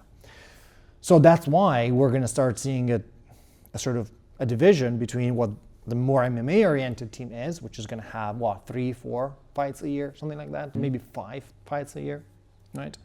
And those are going to be the big ones where you prepare everything for it, which means your diet, your weight, your training, everything. Mm-hmm.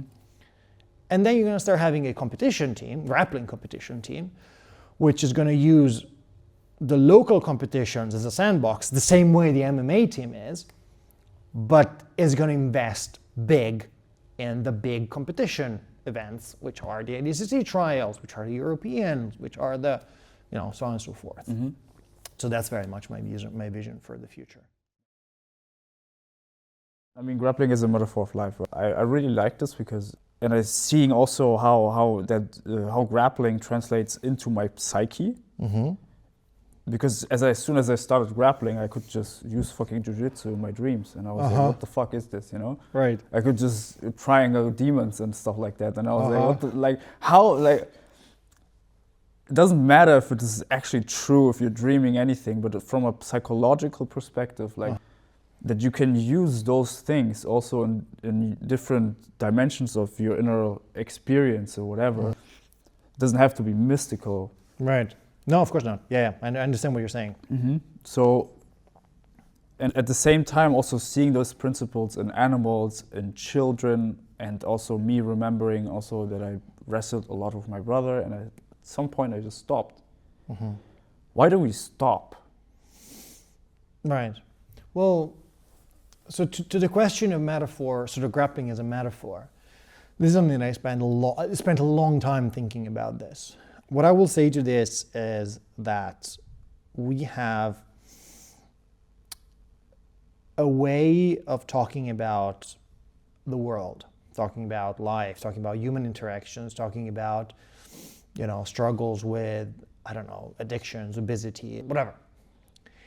And war and conflict and opposition, it's one of the easiest as one of the easiest frameworks to reach for in order to talk about the world. So, famously, in the very beginning of Western philosophy, there's this idea of, Heraclitus talks about the war as being the father of all things. We have one of the most famous fragments of the entire sort of pre-Socratic corpus is this idea of war as, polemos, it says in Greek, this idea of polemos, war. This is where the word polemic comes from, for example. Polemizing. Polemos is the father of all things. It's very easy. It's a metaphor, it's a framework that is very readily accessible.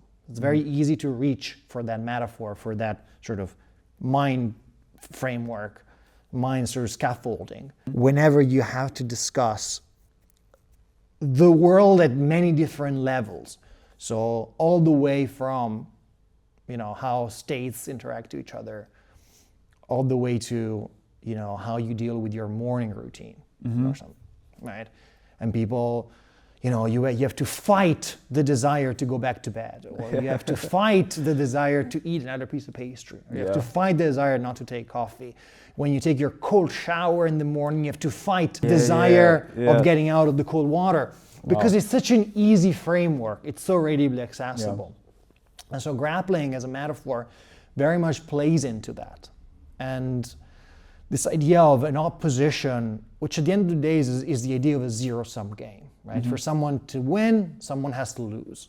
If I win, if the cold wins, I lose. It's a binary. It's a binary, right? I win, you lose. If I go back to bed, I lose. If I stay up and I do my work, I win. And so on and so forth, right? Now, is that healthy? Probably not. Probably not. Is that powerful? Yes, very much so. So as far as I'm concerned, that's a very powerful way of thinking about the world. It's probably not the healthiest because, I don't know, I wouldn't want to be a loser whenever I have to take a nap, or whenever I can do all the work that I need to do for that day, or it's not necessarily a healthy. It's what today we would call toxic. Right? Yeah. It's a very toxic mindset. It gives you something, and for certain people, that's powerful enough that it sort of drags you throughout life in a very, it makes you accomplish things. There's no doubt in my mind about that. It's definitely not how I live my life, and it's definitely not how I would want to live my life. But it's definitely a very powerful framework. Mm-hmm. Now we can trace through the history of philosophy, we can trace how the attitude changed and evolved and shaped in the sense of grappling as a metaphor for life and sort of combat sport as a metaphor for life, because we have, Hellenistic texts, we have early Christian texts, and so on and so forth, in which you can literally follow how the conflict with what back then they would be referred as the passions, which is very much the sort of Hellenistic way to talk about this. So this is the third century. This is sort of 3rd century BC, in which people might be familiar with Stoicism or with cynicism, or with Epicureanism. These are words that get often thrown around. These are all schools of thought and schools of not just the philosophy, but rather ways of living, to use an expression from a French scholar that just had the groundbreaking work on this topic. Is that the Dark Ages? No. No. We know quite a bit on the Hellenistic period. The Hellenistic period is the period that after Alexander the Great. Mm-hmm. So just to get a sense. And so after the sort of collapse of the sort of famous sort of Greek philosophy, so Plato, Aristotle, is very much centered around the city, the sort of philosophy for the city. We have what they call Hellenistic philosophies, in which you start having, Stoicisms and Cynics and so on and so forth, which are not very good at sort of theoretical thinking, as it were, but they're very good at prescribing stuff for life. There's a lot of how to master your passion. That's why, specifically Stoicism, it's a word it's a concept that gets thrown around a lot. Very hip, yeah. It's a very sort of modern idea, because people are really, they always look for how advices on how to live your life, be the best that you can, and so on and so forth. And they have a lot of prescriptive stuff on how to deal with passions, how to deal with temptations, how to deal with what we today would call intrusive thoughts, and so on and so forth, right? And a lot of the debate, a lot of the dialogue that is built in around how to deal with these entities, with these thoughts, with this temptations, with these elements of life, is framed through the eyes and through the glass of fight, specifically of grappling a lot and wrestling, especially wrestling. They would have said more wrestling rather. Especially coming from the primal image of because if you look at the symbolism of a snake as an example, and that's the most primal version of kind of a land being that it just has a spine. Mm-hmm. And if you imagine two snakes, it's like wrestling, right? It's like in a way, absolutely, because it's already there. The metaphor is there. Yeah. And what do you do with an intrusive thought? Yeah, you have to fight it. Yeah. Right? You have to fight back. What do you do with what they would call passions? I don't know, and then later on in the Christian traditions, these will become vices later on, right? But this is what you also talked about in your other podcast about how the soul, or whatever soul, if it works or not, wrestles with the body, but there's a certain duality or opposites that are in conflict, or not really in conflict, but they have tension with each other, and that gets resolved through a grappling process. Yes. Right? Yes. And that doesn't mean that it's full out going to war. And that's why I think it's a very interesting perspective, because what I just said about it's not a fight, it's a grappling, which, you know, Yeah, I where mean, I'm going? they had very much an oppositional, as much as we like to read sort of more modern frameworks into them, they had very much a zero-sum game attitude towards it. So, Okay. you know, I mean, there's people out there that spend their lives reading, you know, Hellenistic fragments, and I'm not one of them, but, you know, as far as I know, to the best of my knowledge, there's very much a zero-sum game, sort of black and white, in which, you know, you resist the temptation by fighting the temptation. You know, the Marcus Aurelius, in his writings, it talks a lot about this idea of the inner fortress, right? As a sort of military figure of the inner fortress, where you sort of, you know, when you sort of defend yourself from this.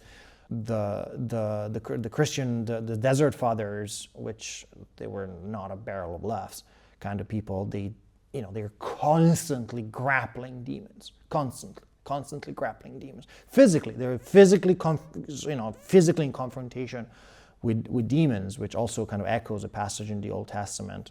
But yeah, the famous fight with the angel, but they had very much a sort of zero-sum game approach to this. Why do you think that's so popular today?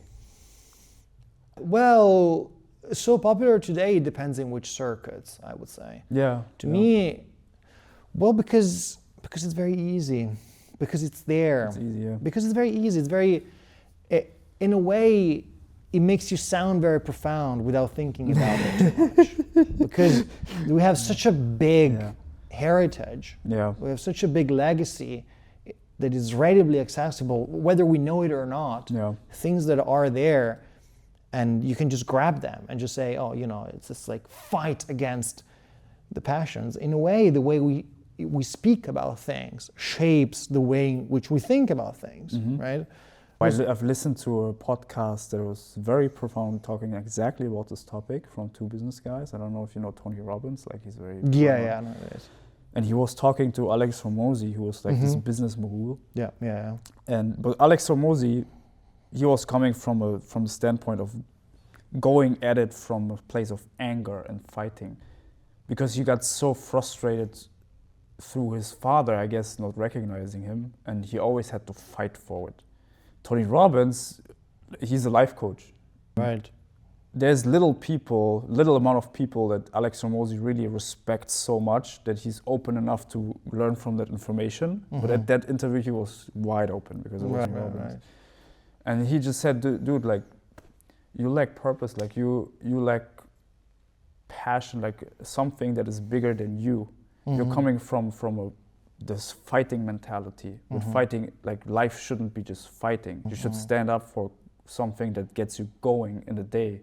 And it was the first time where I guess this coming from a fighting background is a very natural thing initially, because you're constantly fighting for something, and at some point you have to learn the art of it, I guess. Just as a saying, you have to put effort in to be effortless at some point. And when you see beautiful martial arts, it usually looks like it's effortless. Yeah, I mean, like, think about this. The more, let me put it this way. I don't think that today we are specially bounded by this sort of zero-sum game rationale. I think we've always been, right? I think today, what we know about, you know, the physiology of the brain, we know about how the nervous system reacts, we know about trauma, for example. We can understand that actually there's another way of going about this, and like how to relate to, you know, the passions, as Epicurus would have said, or Marcus Aurelius would have said. And we can approach this from a perspective of care, rather than from a perspective of, you know, a positive zero-sum game, black and white, 0 and 1. I think this is very much something that doesn't come from a space of, you know, a combat sport gym. It comes from other spaces. But it's something that I think we can very much benefit from it, because I mean, it's gonna sound such a cliche, but like when you're at the gym and you're fighting, is that a zero-sum game? Maybe it isn't. Like, let's say we're doing back escapes. Is that a zero-sum game? Maybe. In a sense it is. If you tap, well, I win, you lose. On the surface level, yes. At the surface level, it does look, it's very easy to fall into the trap of looking at a grappling as a zero-sum game because, someone is a winner and someone is a loser. But the reality is that for most people, throughout most of their lives, their training lives, combat sports are not zero-sum game because when I get submitted, I did something. I was training, I was learning, and I was training as much as the other guy was. Yeah. And so, of course, if you approach every single role, every single training session in your life as a zero-sum game, you will not go very far. Because it goes back to this idea of, playfulness that we were talking in the beginning. There is a time for a zero-sum game. Don't get me wrong. You go to show up the day of the competition, you step into the cage. It's not the time to, get all philosophical about shit. This is the time to win. Great. But that's one day out of a million, right? Most of your training sessions are not zero-sum game. And if you treat them as such, you're going to have terrible results. Yeah. Imagine approaching every single role at the gym as, I lost the training. Did you?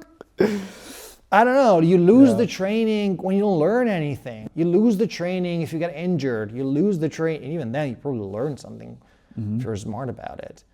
For me, the sort of grappling as a metaphor, you have to be very careful how to use it because it's so easy to fall into the trap of thinking that, not only life is a zero-sum game, which, either I stay in the shower and under the cold shower and I win, or I get out and I lose. Yeah, win the day. Win the day. What does it even mean, win the day? What? I won the day? What? Some days you have to win, of course. Like, don't get me wrong. Like, I don't want to sound like a 70s guru. Like, absolutely not. Some days you have to step up and freaking win, 100%.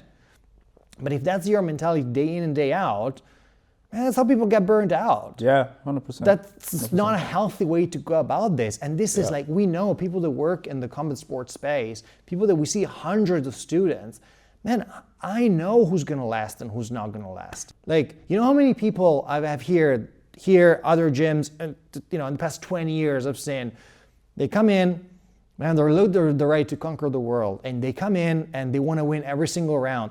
And these people progress really fast at the beginning. And then they stop. They end up winning. Why? Well, they end up quitting. Why? Because they end up losing rounds. And you go to the gym and you start getting better. And then better people start taking an interest in you. And then all of a sudden you start losing all your rounds. It's very hard to keep going when you think you're losing every single round. Most people quit.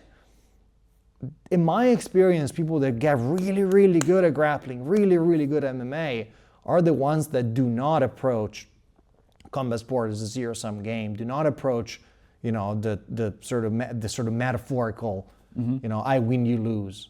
Maybe they talk about it if they do, sure, because boys will be boys, and that's why people like to listen to themselves sounding like David Goggins or whatever, of course. But I don't think even people that talk about their training sessions that way, I don't think successful people, I don't think they actually approach it that way inside. I see them, being super playful, being, super smart about their training, like, pulling back if they're tired, taking days off, saying no to rounds when they think they're going to get injured, or, compartmentalize their training. And this is just how, that's the recipe for success. Yeah. The other one, just going balls to the wall every single time because, that's a fight. And either you win or you lose. But that goes back to the topic. That goes back to the topic that we talked about numbing pain. And that approach is fighting your own your own sensations, like your own experience of your body and of your biology. Because then at that point, I know exactly, and I think most of the people would agree, if you have the feeling that you're going to hurt yourself, most of the times you're going to hurt yourself. Because your body is trying to tell you something at that point. And if you just go against it, that's war. yeah, you're probably going to get injured. And as I said, it's very easy to fall into the trap of, thinking that a training session is a war. I mean, I personally don't like using war as a metaphor for anything, because wars are complex historical socioeconomical phenomena that have literally nothing to do with an MMA fight. That's an interesting point. Literally. There's nothing in common. Wars are fought by states, not by individuals, by groups of people. Maybe not states, but groups of people, not by individuals. Individuals go there to the field, but it's not like my personal war. No, for something to be a war, it has to be, a group and organizations. There's going to be some socioeconomic power behind it. Otherwise, it's a brawl, maybe. Yeah. But yeah, there's nothing in common. But it's so easy to fall back and say, Yeah.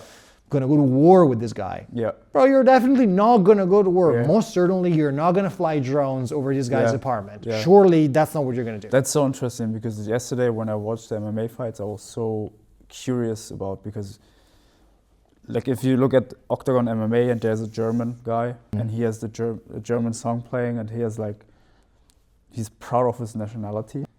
MMA is the only place where you're still allowed to do that. That's very much the case. Yeah, I understand. So of course, because there are certain anxieties there that, Yeah. of course, they in MMA are more tolerated than yeah, other yeah. environments. Why is that? Why is that? That's I was curious. Well, I mean, I'm not an expert, but what I would say intuitively is that the MMA world is a world in which people are very comfortable using war metaphors Yeah. in a way that, maybe it's not the case in other scenes, in other spaces. And I understand why they do it. Like, don't get me wrong. I understand why they do it. I understand that's a very easy framework. It's a very easy metaphors to reach for. But I just don't think it's a good one. I don't think there's nothing to do with a war. And I don't think it doesn't give you anything. The reason why we use metaphors to describe the world is because they give us a new perspective on the world. They give us something that they give us almost like an extra layer of meaning on top of a fact, on top of a sort of raw reality. And so that's why we use it, right? And so if you say, in this case, it's like, I don't know, it's the famous grappling. It's like, what is it? The ground is the ocean and I'm the shark and you can barely swim or some bullshit like that. But you know what? I find that metaphor super cringy, but in a way, I get it. I understand what it means, and it gives me a perspective that I think it brings you something, because it's true. You put someone that has a lot of striking experience on the ground, and all of a sudden, you're just a little fish. Yeah. So, it does bring you something to the understanding of what grappling means. Yeah. Also psychologically, like. Of course, the idea of drowning. Yeah. Of course. Like a few days ago, I was laughing so much. I love this one because I saw a Instagram profile of a 12-year-old that I was training with in the islands, and he had in his bio something in the lines of, the ground is where most things end, but where my journey starts, or something like that, Fair enough. Yeah. It's so cute. What a 12-year-old would do. But yeah, fair enough. It's so cute. Like. Yeah, it's very cute. Fair enough. Yeah. Some metaphors do bring you something. Right? And that's why you use them, because they give us a new perspective. Does the war metaphor bring you anything to the description of what an MMA fight is? Mm-hmm. It's like, I don't know, is it going to last for 5 years? Is it going to cost billions of dollars? Is it going to require, I don't know, like what part of a war, are you going to die? Mm-hmm. Are you going to get mangled? Like what part of an MMA fight even resembles a war? Yeah. I just don't understand. It's a game. That's what it is. It's a game. This is a very dangerous game. There's no doubt in my mind. It's a very serious game, a very high stakes game. But it's a game. There's a ref there, and it's a game. That's what it is. It's a game. Yeah. It's a match. It's a game, and if you start thinking about that as a game instead of as a war, I think the game metaphor brings you much more, many new insights, because you can start thinking about it in terms of game theoretical issues. You know, how do I generate sort of game theoretical decisions that will allow me to win this game instead of a war, which often has to do with like have bigger populations, like more funding and like more tanks and shit. Like, how do you get more tanks for an MMA fight? I think that's how it works. Like, you know, it's just not how it works. Well, if I'm playing the devil here, maybe you could say that you as an individual are an army because you have several cells and microbiomes and whatever, and you're like this organization of biological mass, and just saying going to war with another organization of biological mass, and maybe, why not? Yeah, sure, why not? I don't think that that's how it's meant, though, to be perfectly honest, but maybe, I don't know. I just don't think that that's a very productive metaphor. I think it makes you sound super cool, and I think it's, you know, boys will be boys, and I think that it's a very readily accessible metaphor to use. I don't think it's a very good one. Let me put it this way. I think there are better ways to think about not just grappling, but circling back to your original point, thinking about life in terms of a fight, in terms of grappling understood as a fight. I think it's very, very easy, it's very powerful, but I think it's a slippery slope that can lead you to very dark places and can lead you to understand, you know, basic things about human life, like, you know, your relationship with food, your relationship with others, your relationship with your boss, with your work, with your tasks, in a very, very, very unhealthy way. Yeah.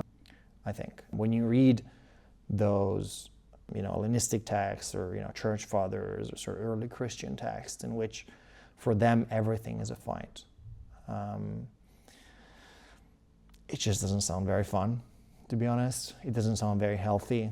As far as the Desert Fathers is concerned, they had terrible lives. Nobody would want to live like them, I think. No, none of us would want to have that lifestyle. Terrible, terrible, horrible lifestyles. The church fathers were not a barrel of laughs, to be perfectly honest. They were, by the way, in constant physical threats from the Roman Empire, and they clearly, like, they felt like they were at war, not just with, you know, vices and stuff, but also with the sort of imperial authority. The Hellenistic people, it's a slightly different situation, because they were mostly super highbrow, like super high power individual. One of them was a freaking emperor of the Roman Empire, which was Marcus Aurelius, who, you know, at least he could speak of war with a certain, you know, knowledge of what he was talking about, which is not the case with Epicurus or you know, any of these people who were just speaking of fighting the virtue just because, you know, that's kind of the jargon. But I just don't think it's a great way to talk about life. At least not using grappling in that sense of a zero-sum game, you know, binary, 1-2, black and white. I once wrote an article about, the name of the article was When a Kitten Attacks Your Leg. It was about how, like, unbound play is, in that context, it doesn't have to be unbound, but like play is kind of, even if two animals play with each other, it's like kind of jumping on the edge between like game and seriousness, you know, and just pushing the borders all the time. 100%. And going from this, but then there's the cruelty of like the dimensions, like how when a kitten attacks you, like, you think it's cute, but when that kitten attacks a mouse, the mouse is freaking terrified, and the kitten still wants to play, you know. Yeah, I know what you mean. It's just food. It's not even food, it's just game. It's just game. Yeah, of course. I mean, that's a very compelling example, I think. I mean, there's definitely a sense in which animals, they test each other's boundaries by play, and they learn how to interact with each other through physical play. There's definitely a sense in which that's a great way to sort of grow and learn how to be like a, you know, grown up animal. Mammals, I guess. I'm not sure about other animals, but definitely mammals seem to be very playful and enjoy play very much. So physical kind of wrestling kind of play. There's definitely a sense for that's the case. Now, yes, there's also a sense in which it does look very cruel when a kid, like a cat, is playing with the mouse. I guess there's a lot of projecting, that's just how it is. Like, you can't really teach a cat that's not how, that's not what ethics or something is. It's just it's not how it works. Yeah. But yeah, there's definitely a sense that you can test the boundaries, the social boundaries through physical play, through sort of grappling, sort of wrestling plays. Have you ever heard that there's something, I don't remember who said this, he said something like to the effect of, we make hypotheses so we can let them die and we survive and we live on. Have you heard of this? No, I never. It's some sort of a little epistemological mantra. Yeah. And it's the idea, the quote is to the effect of, we build hypotheses to let them die so that we can live on. So if I am standing in front of a gap and there's like a deadly fall right in front of me, I have to jump. What I will do is I will playfully build 1,000 scenarios in my mind in which I don't make it, right? So that I can let them die and I can actually make the jump that will save my life, right? And there's a sense in which this framework is very transferable to play, to grappling play, because there's a sense in which you are playing the grappling game so that you can simulate death. Yeah, exactly. Right? So you can simulate death, not just death, but you can also simulate murder, which is the both sides. It goes both ways, right? You can sort of in a safe and playful, in sort of safe and playful environment, you can kill and be killed, so that it doesn't have to be. Yeah. So you can experience that in a very safe way, and that doesn't necessarily mean that people that don't grapple people that don't fight are masochistic or something. Yeah, no, or repressed, psychopaths. No, I completely. I think that you can only you can only have a healthy relationship with something, just like we already have this kind of war and these extremes in us, because we have experienced those things. If you are establishing a healthy relationship in a safe container. Of course. Yeah, 100%. Just like I told you, I stopped wrestling with my brother at some point. So it was already in me, and that's why I fell in love with grappling again. Because I had that experience. It's a safe container for something to be experienced, and I love the quote, like, the only way out is through. I mean, there's something that I have experienced myself. I do not like to train with people I dislike. I've had, grown-ups and people that are not like in comics, they don't really have arch enemies, as a famous thing for Sherlock Holmes, like people don't really have arch enemies. So I don't see myself as a character in a novel, so I don't really have arch enemies. But I have people who I deeply dislike. I have met people in the jiu-jitsu world that I deeply, deeply, profoundly dislike. And some of these people are and would have been great training partner for me. Same skill level, maybe same weight, same age. And people are like, "Oh man, why don't you train with this guy? Like, it would be such a great match."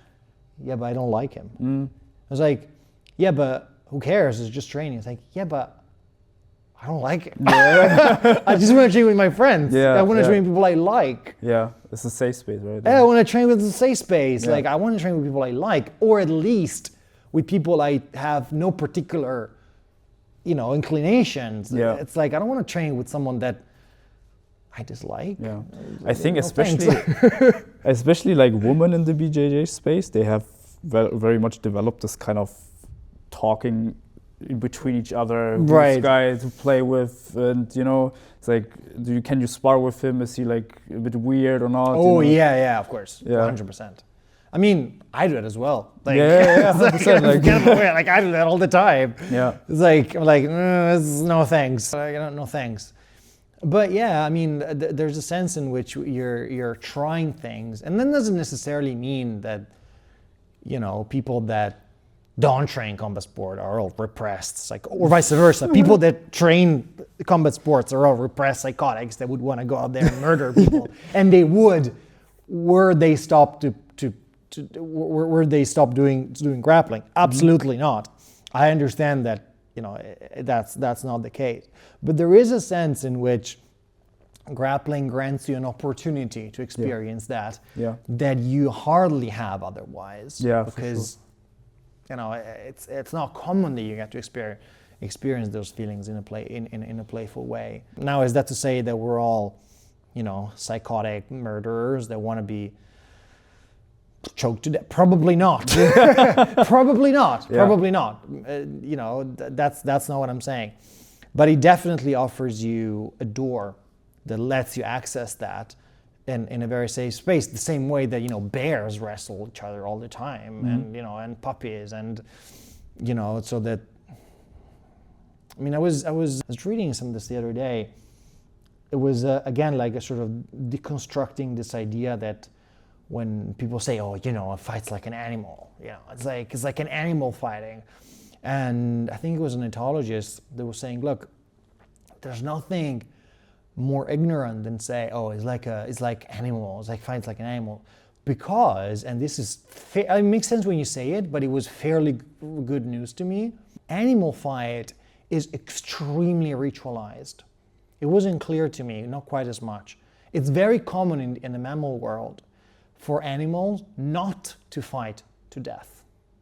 It was not clear to me, at least not to this extent. The fact that thinking that we're civilized humans and we don't kill each other, while animals are just animals and they just kill each other, and so if you fight like an animal, you're somehow like wilder. And like, because you almost always think if a lion attacks some other lion, they fight to the death. No, it's absolutely not true. I didn't quite realize up to which point this is not true. Like most animal fights do not end with one of the individuals dying. It's just not true.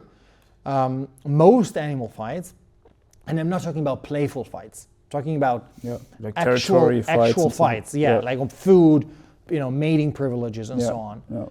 Most fights just end with the opponent's submission. Basically just kind of the opponent tapping out and just sort of leaving. So in a sense, it's much closer to an actual MMA fight. I think there's no ref, I guess. But they might be all fucked out, they might be injured and whatnot. But most fights do not end with death. They end mostly with submission. So in a way, you know, it's much closer to, you know, the way we do it. And again, it goes back to this idea of like, how do we use metaphors, right? It's so easy, readily accessible to talk about, you know, fights like an animal. Oh, so like in a highly ritualized way, and so almost never kills their opponents, and like, right, because that's basically what fighting like an animal means. But just because the topic is so actual just now in regards to Nico, you know, he's also kind of he's also, his image is kind of not reflecting the general public persona of what people think an MMA fighter is. You know? Because it's so much, if you're a professional fighter at that level, you have to have so much harmony in your life, actually, so much safe space, so much controlled, like pushing the boundaries of play and then, you know, violence. It's like, it's so fascinating. It's so fascinating. Absolutely. People don't perceive that. They just think he goes to this fight, he fights to death, whatever. No, I mean, I'm gonna go on record. Like, I think the MMA world and the sports world needs more Nikos, to be perfectly honest. Yes, because I was just watching his interview, his post-fight interview. Like, it's just this level of like, you and I were discussing it earlier, like just the level of like gentlemanness, if that's the word, like just sort of being a gentleman, understanding that's a sport, that's how it goes. You know, an opponent can outstrike you, can outspeed you, whatever, that's the word. You know, can have better tactics, can have better cardio, whatever. That's the sport. It belongs to the sport, and that's that. And, you know, there are no references to, you know, like sort of ill-used metaphors.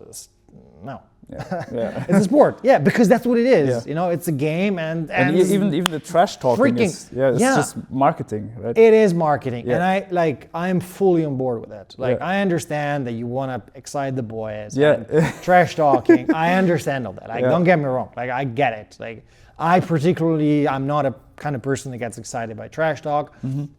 I really like the sort of technical aspect and strategic aspect of the sport. Mm-hmm. But man, I freaking get it. Like, there's nothing better than two dudes just trash talking each other. Yeah. That's great. I get it. But it's more like a strategic thing than people think. Like they just public persona thinks like, oh, these guys are just aggressive and they fuck each other. You up. have to do it. You know, you have to do it. But then after the fight, you know, in a way, yeah, and they just cuddle. You know, it's what it is. Yeah. Like, it's a sport. It's definitely a sport. Like, this idea that like you hate your enemy. It's not your enemy, bro. It's your opponent. It's your opponent. It's your opponent. Mm-hmm. It's not your partner. It's not your training partner. Here in the gym, I always make a point of talking, say, oh, you know, when you're here with your opponent, it's not a opponent, it's a training partner. And in the competition, it's an opponent. Like, of course, this person is willing to injure you if necessary, because that's what it is. It's a competition. Okay.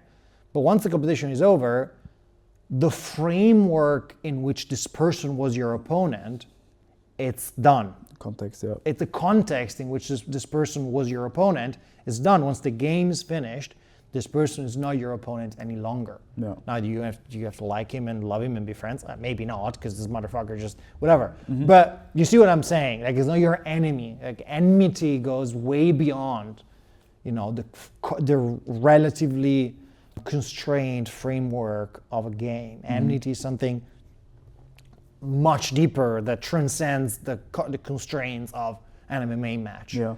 That's why most people don't have enemies. Most people have opponents when they go to sport events. Yeah. Right? Yeah. I mean, I think we have had a few healthy figures in grappling in the past few years. I mean, I'm going to say something fairly controversial, but I think Gordon Ryan is one of them, actually. Mm-hmm. I understand that might sound very controversial, but I think he's a fairly healthy figure because, yeah, he does a lot of shit talking and he does a lot of trash talking and he's very open about it. But at the same time, once you tune that a little bit down, he speaks very highly of a lot of his opponents when they deserve it. Yeah. Right? So, you know, if you watch his instructionals, he often says, oh, you know, this technique was used very brilliantly. He gives credit where it's due, He absolutely does. Yeah. Absolutely does. In his leg lock instructional, he talks about when he explains cross-ashi, which is the position that Felipe Pena countered twice and took his back twice. Mm-hmm. And, you know, there was like a huge thing in the grappling world. And he was like, man, like, yeah, that's, you know, he did a great job and that's how you did it. And now I'm going to teach you the counter so it's not going to happen to you again or to me again. Mm-hmm. But he is very matter-of-factly about his opponents in a way that sometimes it might get lost in the trash talk, but he's actually very matter-of-fact. It has a very healthy attitude towards his opponents in a way that most people, I think, don't give him credit for. Yeah, I get what you're saying. Yeah.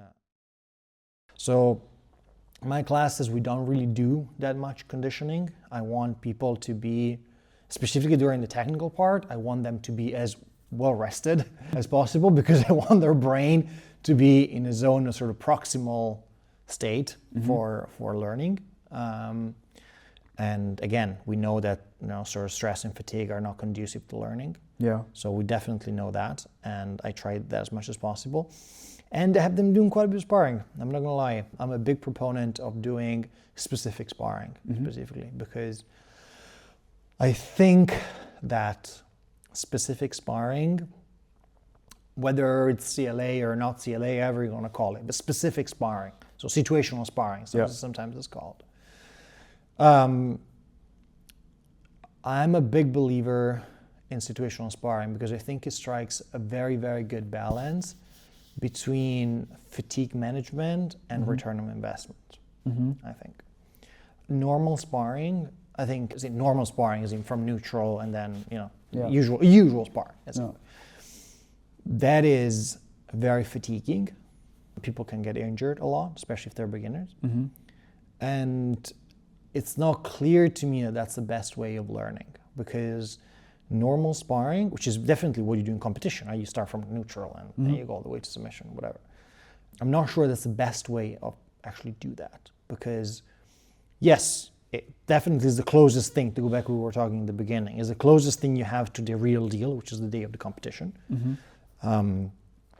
But at the same time, it's not necessarily sustainable. It's extremely fatiguing doing normal sparring every day. So mentally, right? Because you're and physically, the nervous system, the actual nerves that have to keep sending the signal, they get tired. And physically.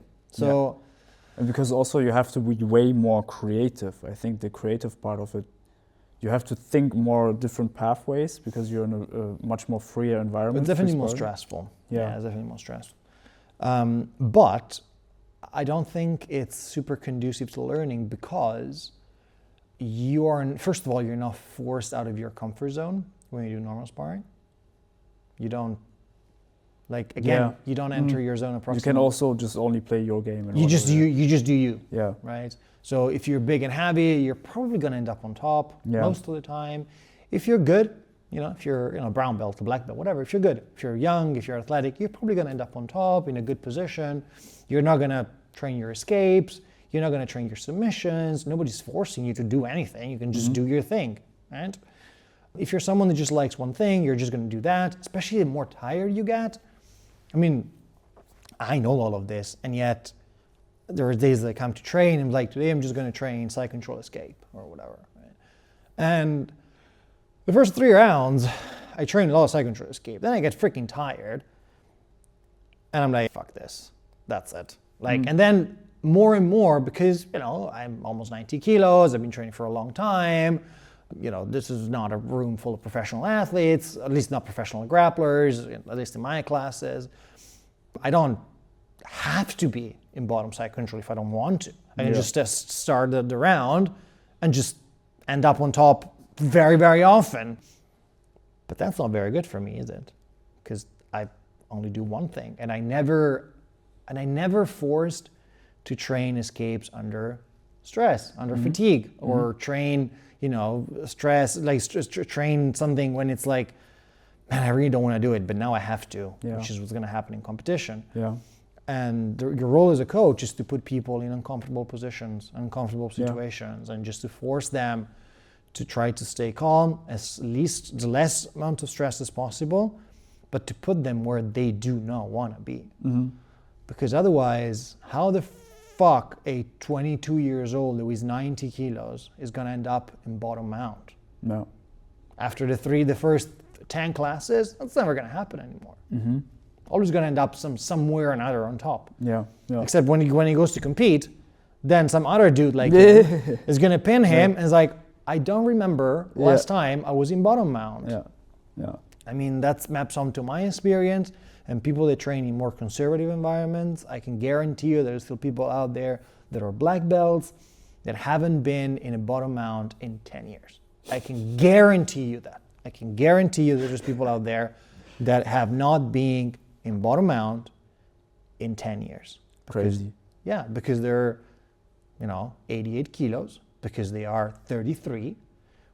They're black belts. They've been training since they were 20. I've been training for 13 years. They're pretty good. Their gym is a normal gym full of people that are normal. They're not, it's not the Roca or Ato San Diego. And they're like, I don't have to be here.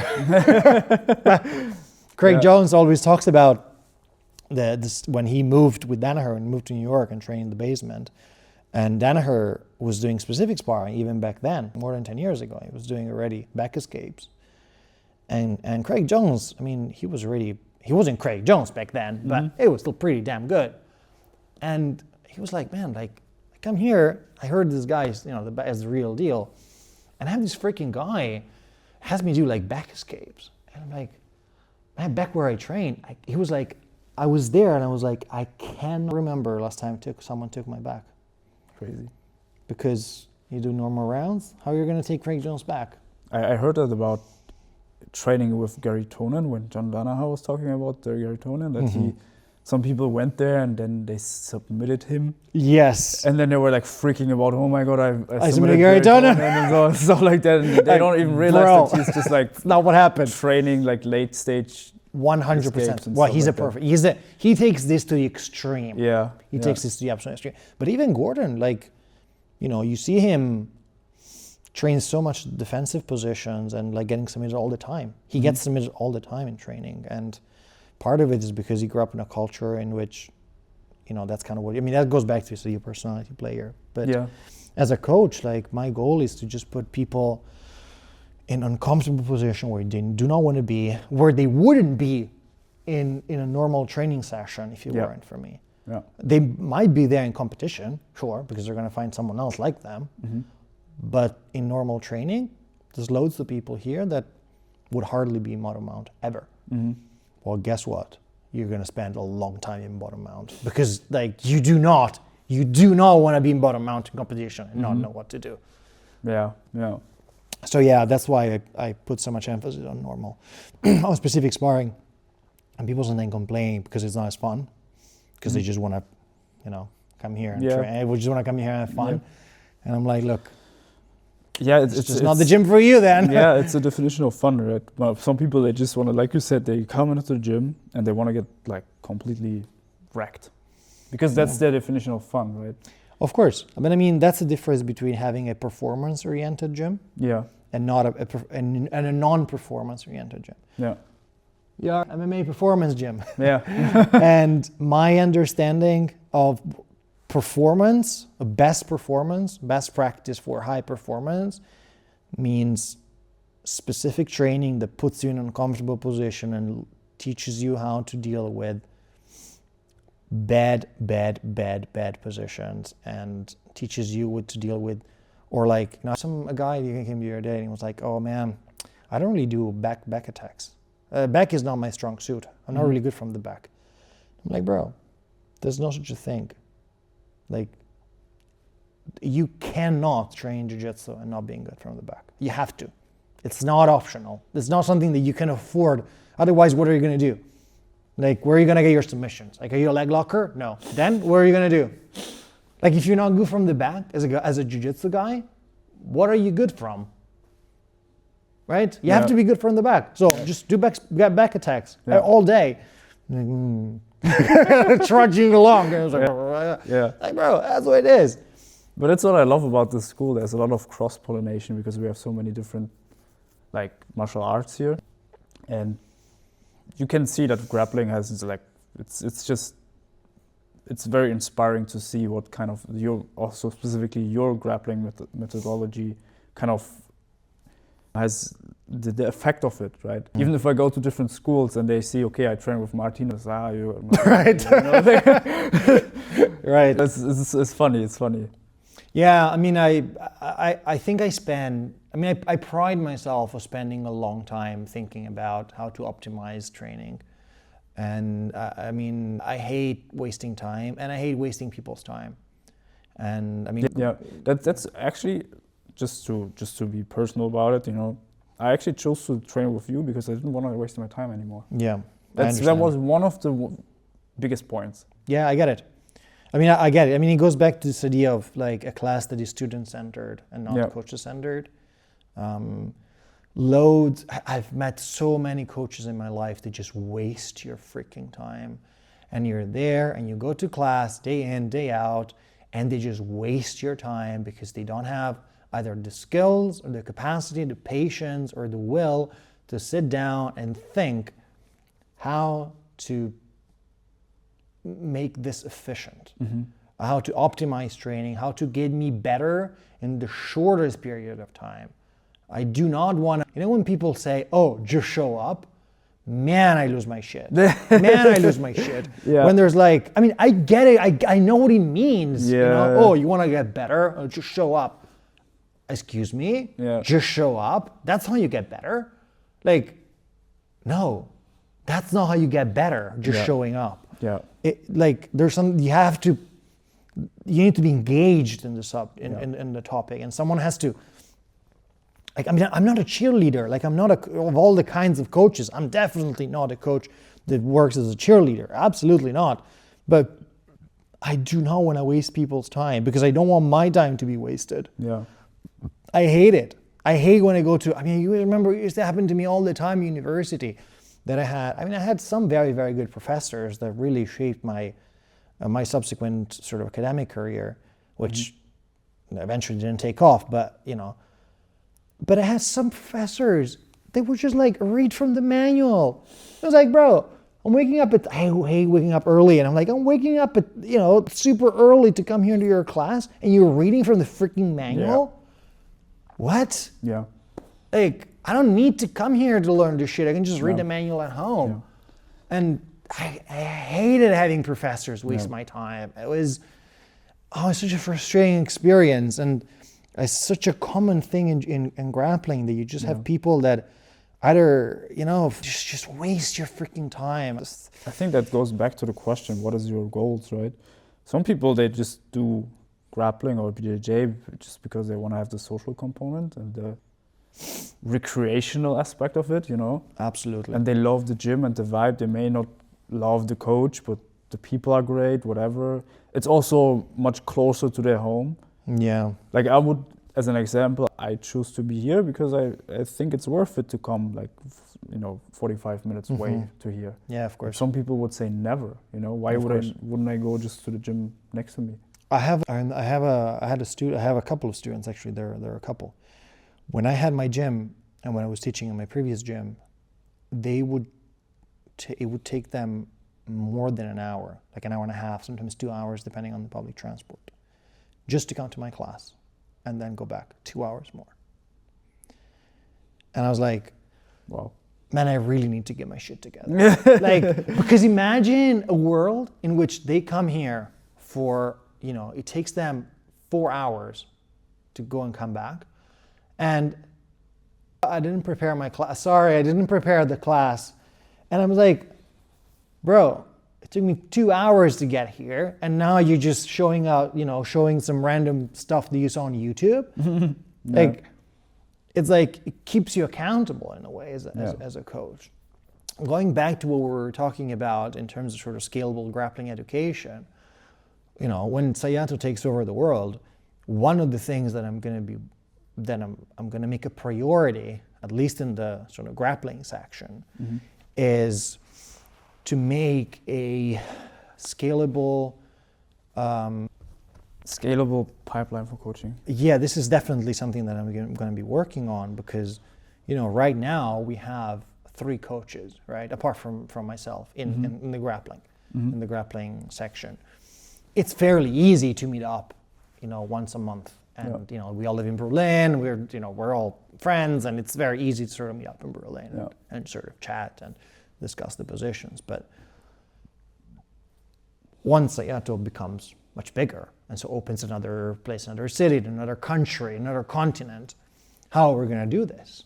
And I envision my future task to come up with a scalable pipeline, so that this meeting that we do once a month, it can become scalable. So that will mean coming up with a technical video platform, so that coaches can prepare, can have access to the material 24/7. It will mean having, in-person Q&A session in which we all travel, once, twice a year to the same location, and we do that. But having it as a pipeline, so at each moment of the year and each point of the week and each bit of the training cycle, you know exactly where you stand, what just happened, and what's going to happen next.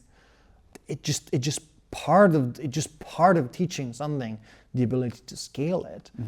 And this is definitely something that I'm going to be working on in the future. The more, the bigger Sayato becomes. Nice. Yeah.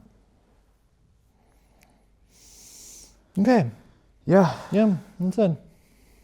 Yeah, this is Martino Sacchi, the myth, the legend. This is more that we often talk about what kind of format we do things on. this is definitely my kind of format. I know it's insufferable for most people, and I understand. It's no joke. I do understand. It's long-winded. It takes me freaking ages to say stuff. I get it. But it's just the format that I am the most comfortable with. I need to learn to be like snappier, but snappiness is not one of my strong suits. Just not a very snappy person. Yeah, I don't know. I wouldn't agree. Like, I'm coming from, I like really long form content too, you know, Mm-hmm. and it does create different, like this. Completely different Yeah, vibe. it's a different level of trust and depth you can just, communicate. But also, you know, the marketing part, and that's why I think where I am kind of positioning myself into kind of bridging the worlds, and now I'm here, so this is gonna be my work, I guess, to translate it. Yeah, I mean, it's very much, for me, it's a sort of constant challenge of trying to make my content a bit more bite-sized, and it's just a catastrophe. It's just a catastrophe. It's so hard it's just hard for me. Like, I'm just not very good at it. I'm not trying to romanticize it. It's just hard for me, and it's just the limitations, and they need to work on. But yeah, I mean, at the same time, I do think there's a space for long-term content, long-term format. Well, if you want to do it, just get into some marketing, like sales language and stuff like that. Yeah, I know, but that's the kind of stuff that I like to Avoid. Delegate. Delegate. Delegate. That's the word. Yeah, there's a lot. I take on a lot of things and I build a lot of things. Marketing is not one of them. It's not something that I'm interested in building. I mean, it's very important, of course, but if I can delegate it, I will. Yeah. It's like, you know, there's an ideal world in which I'm sitting home writing jiu-jitsu pipelines, and then I come here and I sort of try them out, and I coach other coaches, and I come up with something that is part of definitely of the sort of future of Sayato, is to have Sayato as a learning platform. As a learning platform, so, not just a learning platform for students, but as a certified brand for trainers. This is something I've discussed with some of the members from the sort of the bosses here at the gym, and we're way too small right now for that, but I think we have the potential to become. I mean, it's the whole idea of turning Sayato into the standard of the industry. Yeah, and I think that we have the potential to not just sort of become like a lighthouse, like a standard of the industry, like a measuring stick. And once that's the case, you can start offering certifications.